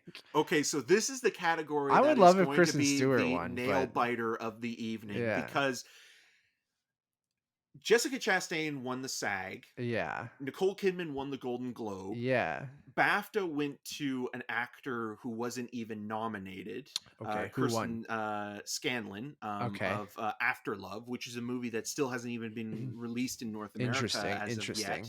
yet. Penelope Cruz hasn't been nominated anywhere. She didn't even show up in the BAFTA long list for Parallel Mothers. Um, Kristen Stewart, going into the awards season, was winning all the critics awards, but again, critics awards don't translate to the Oscars. People But thought she might not even get a nomination, right? exactly, But but she really, like, just will got that in. carry her to a win now? That's the thing. I think Lady Gaga kind of was her own worst enemy during the awards campaign, and the way she was talking about, like, being method in the role and stuff like that. And I think that kind of turned off a lot of people. And I think that's probably also why she didn't get nominated, because she was also showing up everywhere during this award season. But in terms of, it's so weird because Coleman just won recently for The Favorite, also was nominated for The Father for supporting actress last year. It's I I honestly think that this is going to be the one where, like, I'm going to play it safe and say Jessica Chastain's going to win, because she's been nominated 3 times now. She's well liked within the community. She's playing a real person. That also goes a long way. Yeah, It's a that's why it's transformative Chastain and role. Kidman to me. I think Kidman originally was going to win, but I think Being the Ricardos not showing up in Doing as original well, yeah. screenplay or picture kind of is telling of that. And I think that this is the year where literally you could pick probably any, like, you could pick, I wouldn't necessarily be surprised if Cruz wins, because I think it's a way to on. I mean, Cruz has won already for supporting actress for Vicky Cristina Barcelona for supporting, but it would be a way to honor her work with Almodovar, which she's been working with him since the 90s. And like, Parallel Mothers was even hinted at in Broken Embraces with this poster, which was Oh back yeah, in 2011. So that's cool. like, it's one of those things where it could be honoring the director actor The relationship as much. Alamodovar verse, the Alamodaverse. The Alamoda Cruz verse. Um, but then I could also see Coleman winning because of like where the BAFTA vote's going to go, because BAFTA didn't vote for Kirsten Stewart. She was snubbed there. So Kristen I Stewart. Kristen Stewart. See, I'm doing it as well. Kristen Stewart didn't get nominated for BAFTA, so she might not have that group to fall on. So Yeah. I'm gonna say Jessica Chastain, but I would not be surprised if Cruz or Coleman win. And my personal pick would be Coleman. Although I do think Penelope Cruz is very good in Parallel Mothers. I think the problem I had with Parallel Mothers is that Almodovar is amazing at melodrama and sort of looking at a character kind of going through something, but when he brings in historical elements about the Spanish Civil War and the genocide of, many people being slaughtered and buried in unmarked graves, there is this tonal shift that kind of feels like you're getting a little bit of whiplash. Interesting. Yeah, I think I'm in the same boat as you. Like my gut was saying either Chastain or Kidman, and I think you might have convinced me to go Chastain. I mean, maybe to be different, I would go Kidman. Will we be Um, chastising our picks by the end of Oscar night? I'm gonna That go. I think you're right with the Chastain pick. Like, and you're. But I wouldn't be surprised if even Kristen Stewart won. Man, like I don't know, dude. Like this is a I toss don't up think category. I don't think she Um, is like she she has a shot. Don't get me There's wrong, all but 5 of these women have a shot, I would say, and I think you're not wrong to pick any of them. I'm with you where my heart is with Olivia Colman. I would be thrilled if she won, but I'm also gonna go with Chastain yeah, here.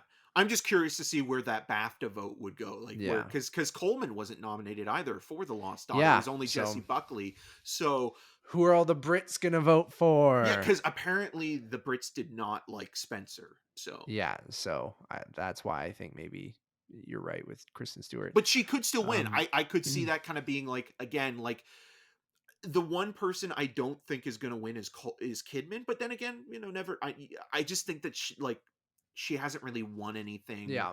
Like if they're going to go with somebody that's playing a real person, I think they're going to go with I agree with you. Chastain. Yeah, I totally agree. But that is Bet the category that's going to be fun to Yeah. watch. Best actor, Javier Bardem for Being the Ricardos, Benedict Cumberbatch for Power of the Dog, Andrew Garfield for Tick Tick Boom, Will Smith for King Richard, and Denzel Washington for The Tragedy of Macbeth. My heart is with Garfield. My gut is with Will Smith, as much as it kind of pains me because I do not really love King Richard. I think it is a totally fine movie and I think he's a little cartoony in it, but they'll probably give it to Will Smith. Yeah, Will Smith wins by. I hope that the Oscar, if they show Oscar clips this year, it'll be the scene where he takes that huge fart. Um, yeah, I love Will Smith. I I so think do he's I. I an can't wait for I amazing, Am Legend 2. charismatic leading man, and for him to make this movie as a passion project. He's a producer. He also got nominated for producing the film and Best Picture. It is wonderful to see his vision realized, and this nomination being his third in acting, fourth overall, is kind of like, we haven't given you an Oscar yet, so this is going to be us, finally kind of tipping the hat to you as a Yeah. movie star, as an actor, and A lot of the like, same points you just made too about playing a real person yes, and like a lot of that stuff. it's a So, transformative role. It's kind yeah. of playing against his likability as a leading man. Um, I just wish, like, if it was The Pursuit of Happiness, that would be like, yes, I would totally, like, give him the Oscar for that. But Yeah. this role, it's just like, okay, I like Will Smith. You know, He's you'll, fine, he's good or yeah, yeah, whatever. Like I like again, I lean towards good to not so good in that, like cuz I do find it falls in that imitation kind of jarring takes me out of it impersonation kind of thing, right. but Well, especially I when you see the real footage at the end of that movie, and you're yeah. kind of like, oh, I could just be watching any number of documentaries that has Yeah, been it's made kind of how I about felt him. about that whole movie, right? So, Yeah, yeah, and but who's your heart with in this? Is it so okay, so Denzel this or is oh, this is an Cumberbatch, I this guess? is an interesting thing. So Again, I just want to quickly say with Will Smith, should have also been nominated, and you'll laugh. I think he should have been nominated for the first Men in Black movie. I think he is amazing in that film. Like that performance Not what I is was expecting, but I'm here for it. I love him in that movie He's great, dude. He's so so much. good. Like that Bad one Boys scene 1 also should have been nominated. that one sort of like sequence where he's brought into MIB Yeah. trained to see if he can make it as a Men in Black or a Man in Black. What happened to The, Barry Sonnenfeld? I know. Well, he directed He Nine directed, Lives. and yeah, he did. And then he directed Schmigadoon, right? That Yeah, and he also did the Apple Lemony TV Snicket show. series, which was like his Okay. So he's passion been doing some project as TV well. Yeah. stuff. Yeah. Anyways. Um, but yeah, Will Smith in that movie is so good, and I kind of wish that he none of the three films he was nominated for actor, King Richard, Ali, and Pursuit of Happiness, don't reflect his comedic sensibilities, and Yeah. it's just a shame that he's never been nominated for anything. For something a little funny. Yeah, because he's Ali's so good. good I at like that. Ali. Um, Best actor is a weird one where it's like I really love Power of the Dog, and I think Cumberbatch is really good in the movie. But at the same time, I also really love Andrew Garfield's performance in Tick Tick Boom. And the more I think about Denzel, I really love his take on an older Macbeth just being completely and utterly exhausted. But we've talked about this on the show before. There's a couple people that should be here that are not. And it bums me so much that Nick It's Cage not high praise. It's for not high Pig praise. Yeah. is not nominated because again I rewatched that one restaurant sequence. It's so good. That scene alone, I mean, it's just an amazing like it's an amazing That Oscar comeback. clip would have been great. I know, and it's an amazing film and performance, and I'm really excited to see him kind of like get back like that GQ article that he did where he talked I about. haven't read the full thing yet, but I saw the photos and everyone said the profile is fantastic. And I'm like, I have my iPad back there. I might read it before bed tonight because I've heard it's great. I'm But so excited for his like return to big movies, but I also love that he never shit on the VOD movies he was he making. didn't shit on superhero movies. He never shat on VOD stuff. Like No. his comeback kind of tour has been a lot of fun because, and he sounded like intelligent when he says this stuff when Yeah. he's just like, yeah, he has no shame in that VOD stuff. And he says like, I gave it my all in every single thing that I did. I just, I've heard that and I really want to go and read that article because I read that clip about the VOD stuff. Yeah, and so I have a lot of respect for what again, Pig is the movie that reminded me of like why Nicolas Cage or when Nicolas Cage is great, he's amazing. And that Yeah. performance is I think an all-timer for him. It's right up there for me with like Raising Arizona. I love adaptation too. An adaptation, yeah. Like he so or even Wild at Heart. Like though Yeah. like that's the Cage that was in Pig. And then the other guy that should be here is Simon Rex for Yeah, Red God, Rocket, man. who Yeah. I mean, to be honest, if he was nominated, should win. Like that's I the kind absolutely of agree. that's the performance where it's like it's a high wire act. It's coming from a place that's personal and not I don't think Simon Rex is a complete asshole like Yeah. his character in Red Rocket, but he understands kind of being down and out. He's been very candid during the awards season. The performance itself is just so charismatic and captivating, and you understand why people would kind of be suckered in by him to a certain degree, and that kind of motor mouth verbal diarrhea that he's spewing out. He's a better con man than Bradley Cooper's character in Nightmare Alley, and again, it's the kind of role that's like John Travolta in Pulp Fiction or Mickey Rourke in The Wrestler, where it's like this amazing comeback performance. And again, if it was nominated, it would be no competition. Really. I agree, and I think that would have been a fantastic person to go up on an Oscar stage and just accept an Academy Award for Best Actor. Like Simon Rex rules, and I'm totally with you. I think that is the best performance of the year. Obviously, everyone that how much I love Nick Cage. I think both of those guys should be here. I'd Like probably Javier bump. Bardem for being the Ricardos. Come on. That's what I mean. I would bump Bardem and ironically Will Smith probably or Denzel, but I don't know. Like um I think everyone's good. It's just those two guys are great in those movies. So I totally agree with you. Best director, Kenneth Branagh, Belfast, Ryusuke Hamaguchi for Drive My Car, Paul Thomas Anderson for Licorice Pizza, Jane Campion for The Power of the Dog, and Steven Spielberg for West Side Story. Um, I think it's Campion, right? Like Yeah. even with kind of some of the fumbles over the last, we talked about it on the last episode if you guys want to go back and hear our thoughts. But I think even with those fumbles, I don't think that's gonna stop her from winning.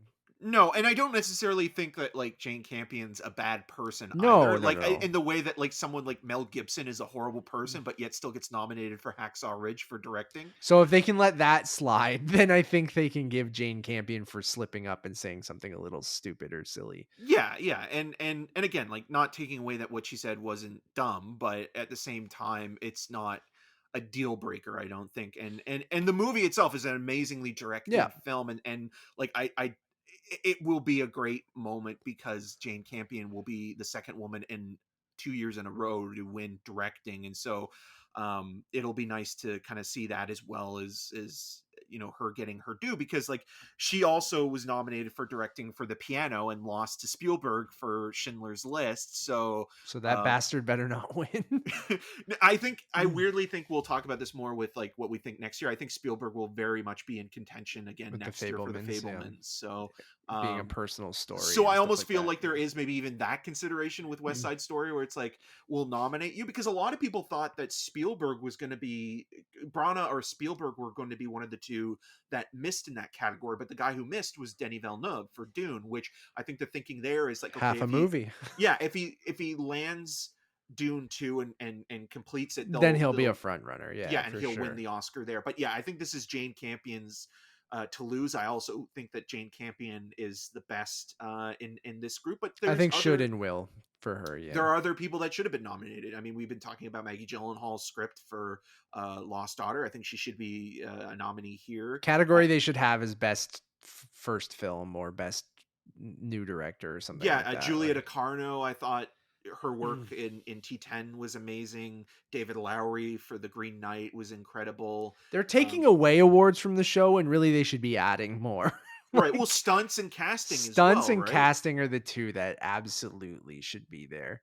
Stunts, casting, and I think a best first feature are Yeah, the and a three Nickelodeon that, award, so someone can get because slimed. first feature makes sense to me because then it's a bunch of movies that might not have made it, but then I think sometimes they do that anyway in best director or best picture. They'll nominate someone's first film or whatever, but or their second film, their first bigger film or whatever. But I really do think that if you're trying to get people to be interested or find new fresh faces and stuff like that, I don't know, you need to kind of that. Remember when they were going to do the best popular film Which they're kind of doing now, but instead now, of but just it's making a not an voting actual thing, and it's not Oscar. an award that's given out. Yeah. Um, I also think that Ryosuke Hamaguchi being nominated for Drive My Car is a Is great awesome. Yeah. nomination. It goes to like people Remember I that have said been short nominated. episode, just past an hour and a half. I mean, this is still short for us. Yeah. This is like We're Ambulance, getting into directed by best Michael picture Bay. now. Um, but like even someone like Joaquin Trier, I wouldn't be surprised if he was like 6 or 7 for the worst person in the Totally. Yeah. world, Totally. which also just got announced for Criterion. So Oh, can't. Yeah, that cover is awesome. Can't wait. Excuse me. Yeah, so we're both with Jane oh, and Campion Drive My there. Car is coming out in July through Criterion. So Also, maybe I'll just no, I'm gonna watch it this weekend. Kidding. Best picture. This is it. Belfast, Coda, Don't Look Up, Drive My Car, Half of Dune, King Richard, that was the original title, Half of Dune. Licorice Pizza, Nightmare Alley, The Power of the Doog, and West Side Story. So interesting, Eric. I will kick it off. Yep. There's probably a top 3 we're thinking, right? So everyone's kind of got Power of the Dog, Coda, and Belfast kind of right now, right? Or am I Yeah, you've wrong? got two streamers versus a theatrical crowd pleaser that kind of started its journey during the fall festival And season. that's what everyone's counting out Belfast now, but I think that plays a part into it because I feel like Belfast is Green Book of everyone's 2022. yeah, everyone is talking about Coda versus Power of the Dog, and I feel like, the populist vote is in Coda, the critical vote is in Power of the Dog, and then Belfast is there creeping in. That was the front runner back at like TIFF and the festival circuit when we first saw it. Um, but I think, to your point, you bring this up every single year, that does the Academy, is this the year they finally give it to a streamer? I think it would be hilarious if Apple won over Netflix, just because they'll literally go, they put so much behind Power of the Dog, like an incredible, like they spent so much money campaigning on that movie. And Apple, with all the money that they had, they put the movie out, they let it chill for a while, and then it started to pick up steam, and then they're like, oh, okay, maybe we got a shot in this. And then they're like, started putting a little bit of like mustard behind it, and now Coda seems to be the front runner. And then you have Power of the Dog right behind that, and then Belfast just creeping up there. And I feel like we're all talking about Coda, and we're all talking about Power of the Dog, and we're going to come Oscar night, and it's going to be exactly what you've said for the last 5 years, where they don't want to give it to a streamer, and then Belfast wins, and we're all like, huh, okay. And that's how I think it might happen, but I don't And know. I then we'll haven't. never talk about Belfast again. Yeah.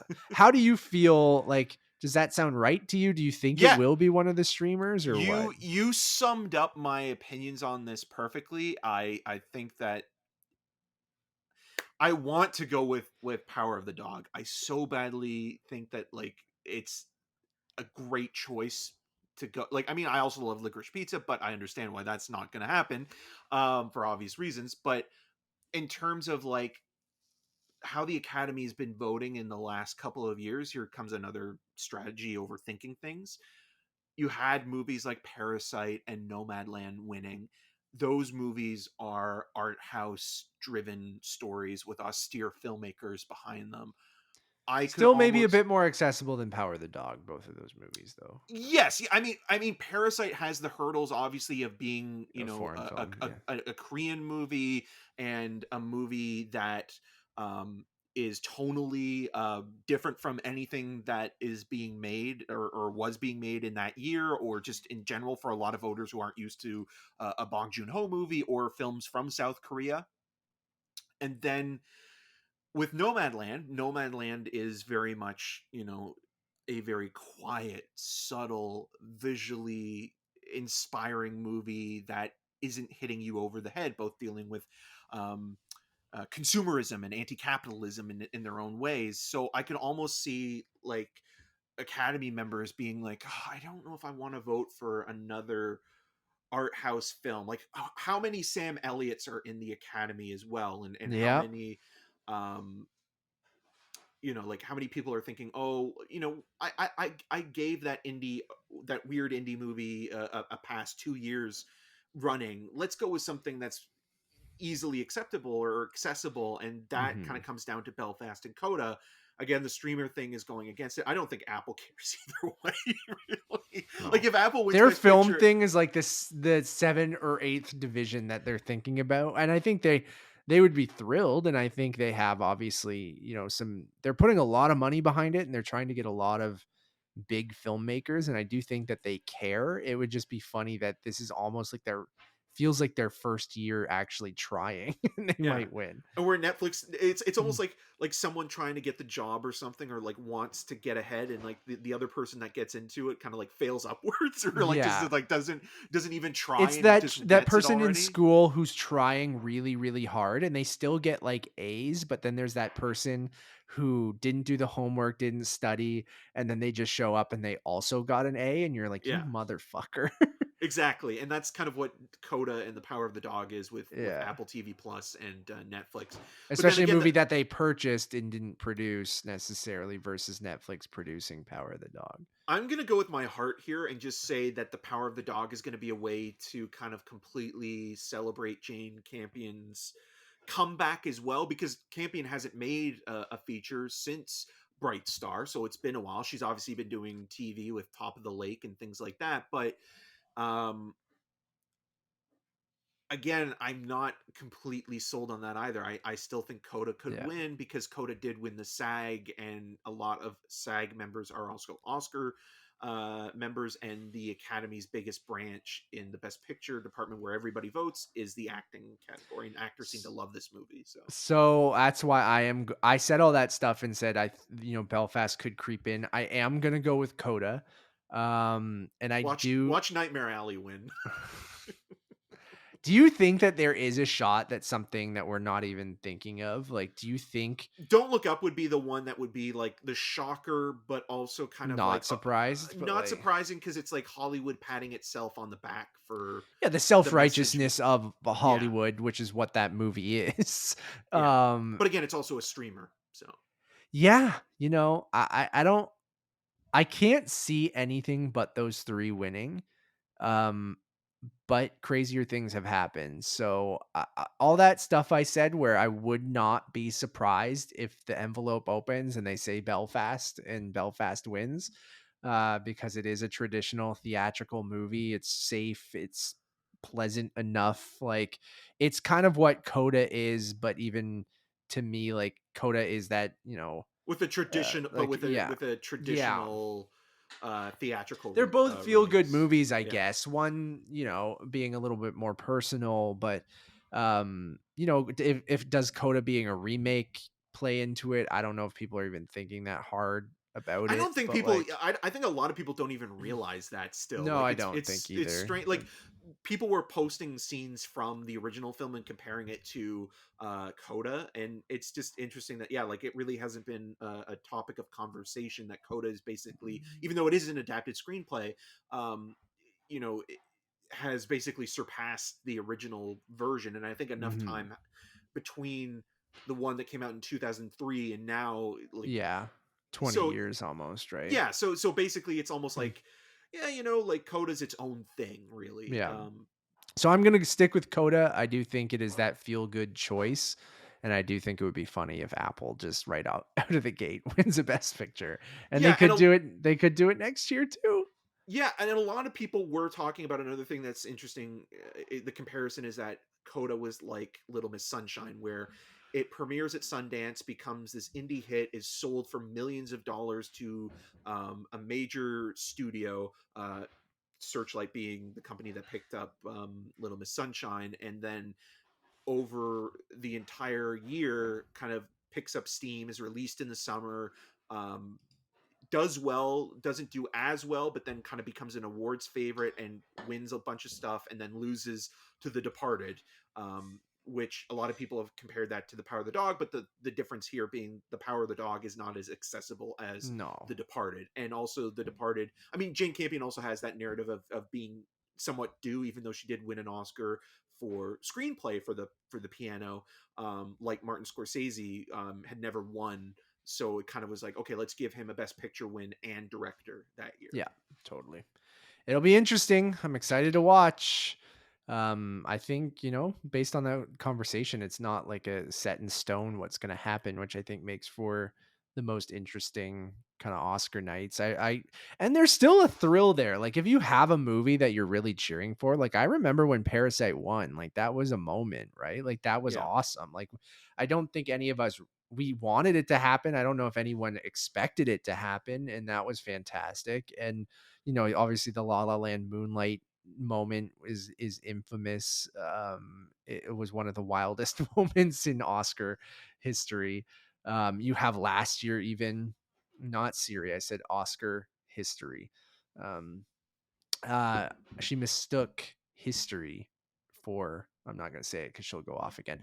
Um, I lost my train of thought. Oh, last year with switching the nominees. Remember they gave out Best Picture second last, To and best then actor, because they thought yeah, Chadwick Boseman would win, and it would yeah, be a really wonderful moment for his widow to come up and accept, and then that backfires. And that they was didn't even also allow wild. Anthony Hopkins to Zoom or Skype in, or send a message. And then the next day he posted one on his social media accounts and gave this really nice, touching speech and Totally. paid homage to Chadwick Boseman. So It'll be interesting. We'll see what the ceremony's like. I don't love the idea of taking off 7 awards. I don't to make room for Disney to perform another song from Encanto because we already know. Like, I hope they play. I'm assuming both songs will be performed at the same time, but like Like a one will lead medley. in, they'll will lead into the other. Like the nominated song will lead into We Don't Talk About Bruno, but like it still feels kind of God, really, like you're to perform a song that's not nominated, you're cutting some of the nominees out. And I know they're going to show like a super cut of them winning and great moments from their speeches or whatever. But I don't love that choice. The three hosts this year, I don't know. Like I mean the idea of three hosts. I think each one of those women are funny enough, but like I just I don't know. I was fine being hostless and just move the show along. Like, I don't know if that's really a draw from me. If anything, you get some awkward, like bad stand up or like poking fun at the movies or the people in the audience. And I'm like, I don't know if I need that. And how Um, long is that going to like? How much time is that going to eat up? So, yeah. And with three people doing it, I don't know. I'm very curious. I know there's a tribute to James Bond that they're doing. and They BAFTA already announced did and that like, too. yeah, so it'll be interesting to see how the ceremony goes. Okay, before we wrap up, Eric, let's kind of do very early predictions on next year. Or maybe not even predictions, but we can just kind of discuss how we think things might shape up, like what filmmakers have movies coming this year, um, stuff maybe we've seen already that we're allowed to talk about that we can kind of mention. But again, this is so early. We're in March. I mean, we're almost like we are a quarter of the way through the year. We haven't seen Um, Morbius yet, so we'll let you know as soon as we do if it's an awards player. so how do you feel? I'm gonna go get some water quickly. Like, what are your initial thoughts on next year? This being this early already. Well, I mean that's always the case where it's like as soon as one award season ends with the Oscar ceremony on the Sunday night and the next day it's like okay, let's clean the slate and begin again and look at films that have already played at Sundance that might be awards contenders or movies that have been released already within the first few months of the year and seeing how that goes. But then on top of that you have um a lot of kind of prestigious movies kind of in play. You have a lot of movies that are bound for other festivals that are being kind of considered. And then there's films like Drive My Car, where it's like, you could never necessarily predict that that was the film that would have that crossover success, or even The Worst Person in the World, where they kind of break out and get nominated in categories other than international film, or like for Flea, outside of documentary or even um international film or animated movies. So you can never completely see what's coming, but if you look at where some of the if you look at some of the nominees for this year specifically and kind of think like okay, sometimes or usually there is one or two people that come back or are in the conversation at least moving back to the award season. So someone again like we mentioned Spielberg, where Spielberg has his coming of age semi autobiographical movie The Fablemans out later this year. I believe it's in November, where I could see Michelle Williams for Best Actress getting her fifth nomination, and it could be her first win. And you could build a narrative there. You could also build the narrative that this is the most personal Spielberg movie, and this is where like a lot of his inspirations came from. You also have people in that film like Paul Dano and Seth Rogen, I who would love to get Seth Rogen an Oscar nomination. yeah, I mean, Seth Rogen, I'd say the closest he ever came to probably even being considered would be for something like Steve Jobs. Even though he's also really wonderful in Sarah Polley's Take This Waltz. Um, that could be something where it's like, the comedian going against type, playing a more dramatic role in the vein of like a Robin Williams. Paul Dano has never been nominated before either. And thinking that Paul Dano was originally cast in The Power of the Dog and Jesse Plemons' role is also interesting there. So, and I think the Batman doesn't hurt that he has that as well, which I think the Batman could get nominated for cinematography, Does it score, get in for picture? It maybe, could. but it is early It's yet. early. I'm just saying I it has a shot. I think adapted screenplay for sure. If Logan got in for adapted screenplay, I think the Batman definitely has a shot. I made the joke earlier that it could get nominated for best live action short for the deleted scene Deleted with scene. Barry Keegan's Joker. That is a movie that, again, like, it could show up in a lot of craft categories. It could almost be a Dune or Nightmare Alley next year. In showing up in multiple places, but it is still very early. We talked about Apple with Coda. They have the new Scorsese film coming out later this year as well, Killers of the Flower Moon, which has Yep. both Leonardo DiCaprio and Robert De Niro, two of his muses, working together the first time in a Scorsese movie. De Niro is, Absolutely a lock. yeah, I can say it would that have to now be the instantly. worst film ever Yeah. made Yeah. to not get at least It's nominated for yeah. best picture. But, Yeah. like, De Niro is playing like the human incarnation of the devil, and DiCaprio, like, the narrative there will be interesting with him, because DiCaprio was originally going to play the role that Jesse Plemons is playing, which is an FBI agent, but DiCaprio said, "No, I'm more interested in this guy who marries into this First Nation family and kind of is torn between, wanting to basically take over the reservation and the oil that's there, and also being in love with the woman that he married, played by Lily Gladstone." So that performance and that script was reshaped because of DiCaprio, because DiCaprio, it was going to be more of a procedural, and then they had to rewrite it when DiCaprio wanted that other role, and it turned into more of a character study. So I could see that kind of being a big thing. There's a movie like Darren Aronofsky's The Whale, which I think Yeah.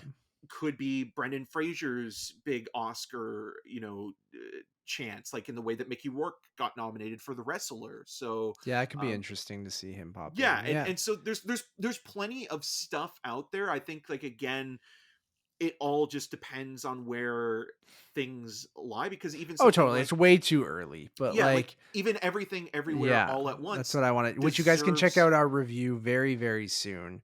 Yeah, It's coming out in it's Toronto already it's next already out in week. the US in Yeah. limited release. So we can talk about it. We just Yeah, haven't reviewed it yet, which we will do very, very soon. Cause editing. yeah, I think that's editing, exactly where I was going, but I could even see more. It just depends on how it how plays. plays and how the rest of the year goes, right? Cause Yeah, it is Michelle early. Yeoh Yeah. and I think Kei Hoi Kwan are both worthy of nominations. I think he would probably go in supporting, but Hmm. the like, and that narrative is also interesting as well, because it's like this comeback Original performance. screenplay, like, Yeah, but it eh, also is, it's not going to be for everybody, because it's not, but it's that's a why I think it lot of has a best movie. picture chance, and I Yeah, hate being that guy this early, but, like, it's that kind of movie, and I wanna save it for our review, but it is that kind of movie that I think is truly special in the sense where I'm like, you just don't, I don't know, it's wholly original. It's, again, the tone is interesting because it definitely won't be for everyone because it's got a lot of that Daniels kind of really silliness, but there is like a wonderful heart to the movie as well. And I feel like when that all comes together with the action sequences, that editing you're talking about, being able to follow a multiverse story in the way that they did and have it be explained kind of very easily to the audience, at least in my opinion, and the cinema influences throughout, the stuff it's satirizing, the stuff it's paying tribute to. Like, I just think that it's a very, very special movie. And for me personally, I'll be shocked if it doesn't stay at the top of my best of the year, but then that's a good place to be in, because if there's something later this year that's going to be better than that movie to me, I'm like, that's a fucking good movie. And like, I, because I tweeted this being like, it's March and we already have four bangers, because I think Everything Everywhere All at Once, The Batman, After Yang, and Turning Red are all phenomenal movies, or at least fantastic movies. And I think that's such a cool place to be in early March, and why I think you can have these conversations that we're having of like, it is way too early and so many things play into it. Politics, just all of this stuff. Does a movie fade? Does it land with everyone? Is it too weird? Is it too out there? Is it too much for people? And I think all that could come into play with everything, but it literally is everything. I had an Yeah. everything bagel for breakfast today and yesterday. Um, what a movie though. So like I can't wait to talk to you about it more, but I do think that I hope it's that kind of movie that is carried for the rest of the year. Like I do think it will stick with people because for the people it lands with, I think it's really going to land at Yeah. least even from the people who have seen it so far. So I hope and I really think it could be a hit with like a modern audience and I think they're doing it really correct by doing limited release New York, LA, San Fran. You've got some buzz from the festivals. You move it a little bit wider. People just go, "Holy shit, have you seen this movie?" And they go, "Where can I see it?" And then it finally comes out and then I feel like I hope it does well and I hope it kind of gets carried, but I think it's really awesome, but we'll see. Yeah, and like even with Turning Red, like I Yeah. feel that that should also be considered for, original screenplay and obviously best song as well. And I think it has a good shot at both of those. Again, all of this is still too early. Obviously, a lock for an animated nomination, and it's going to be yeah. competing against Spider Verse Part or into the no Across the Spider Verse Part 1.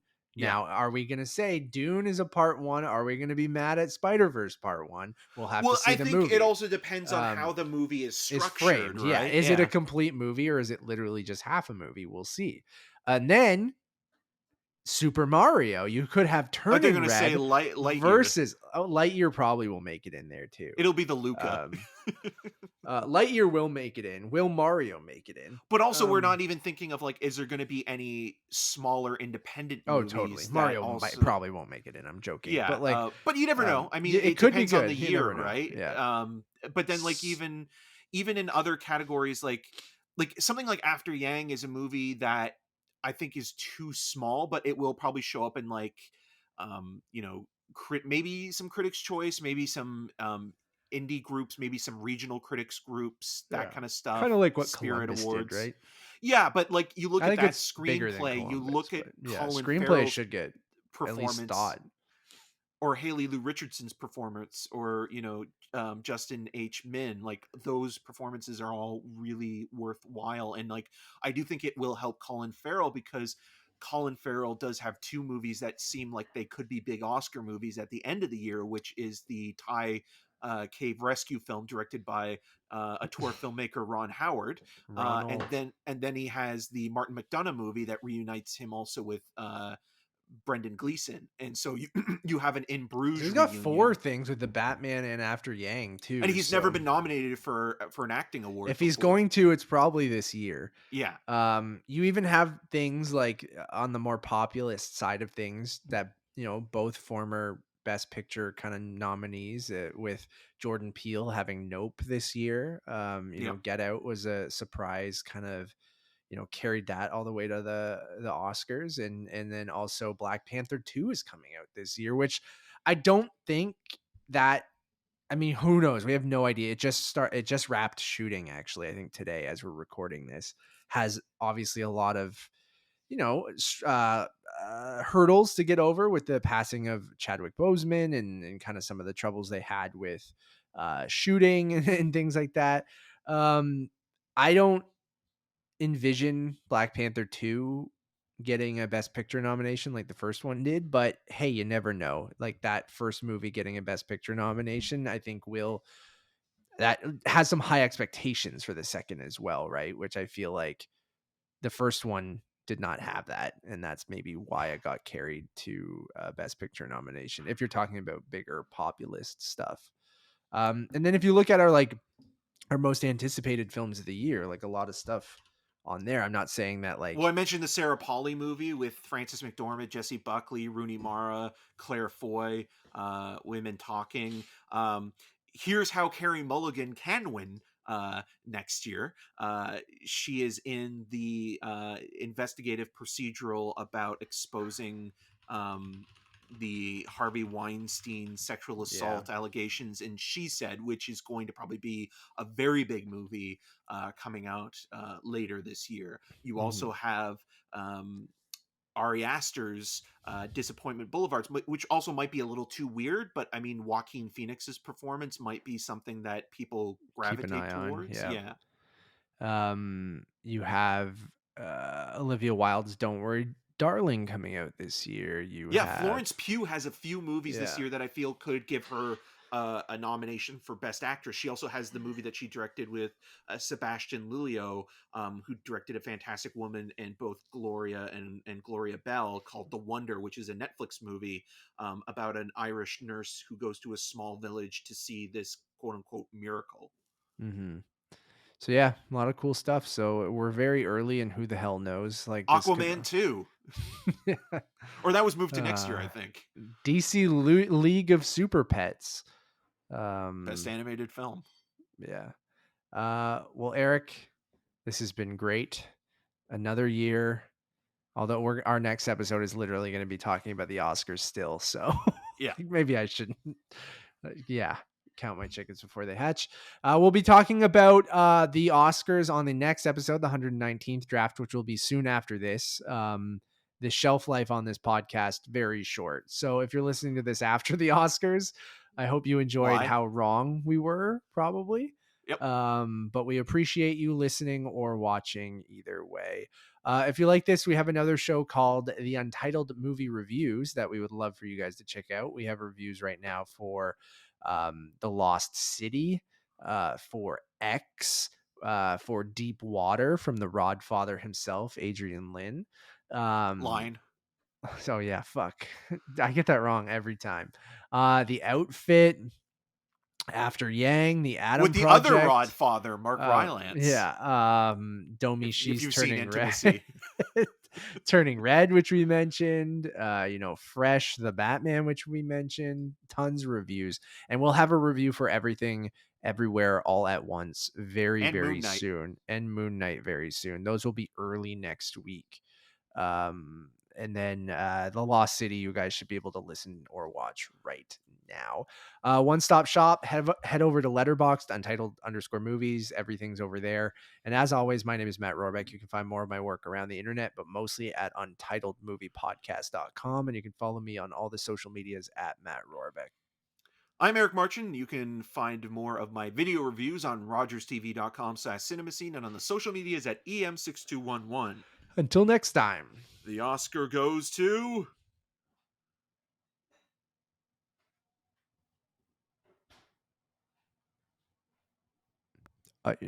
Okay.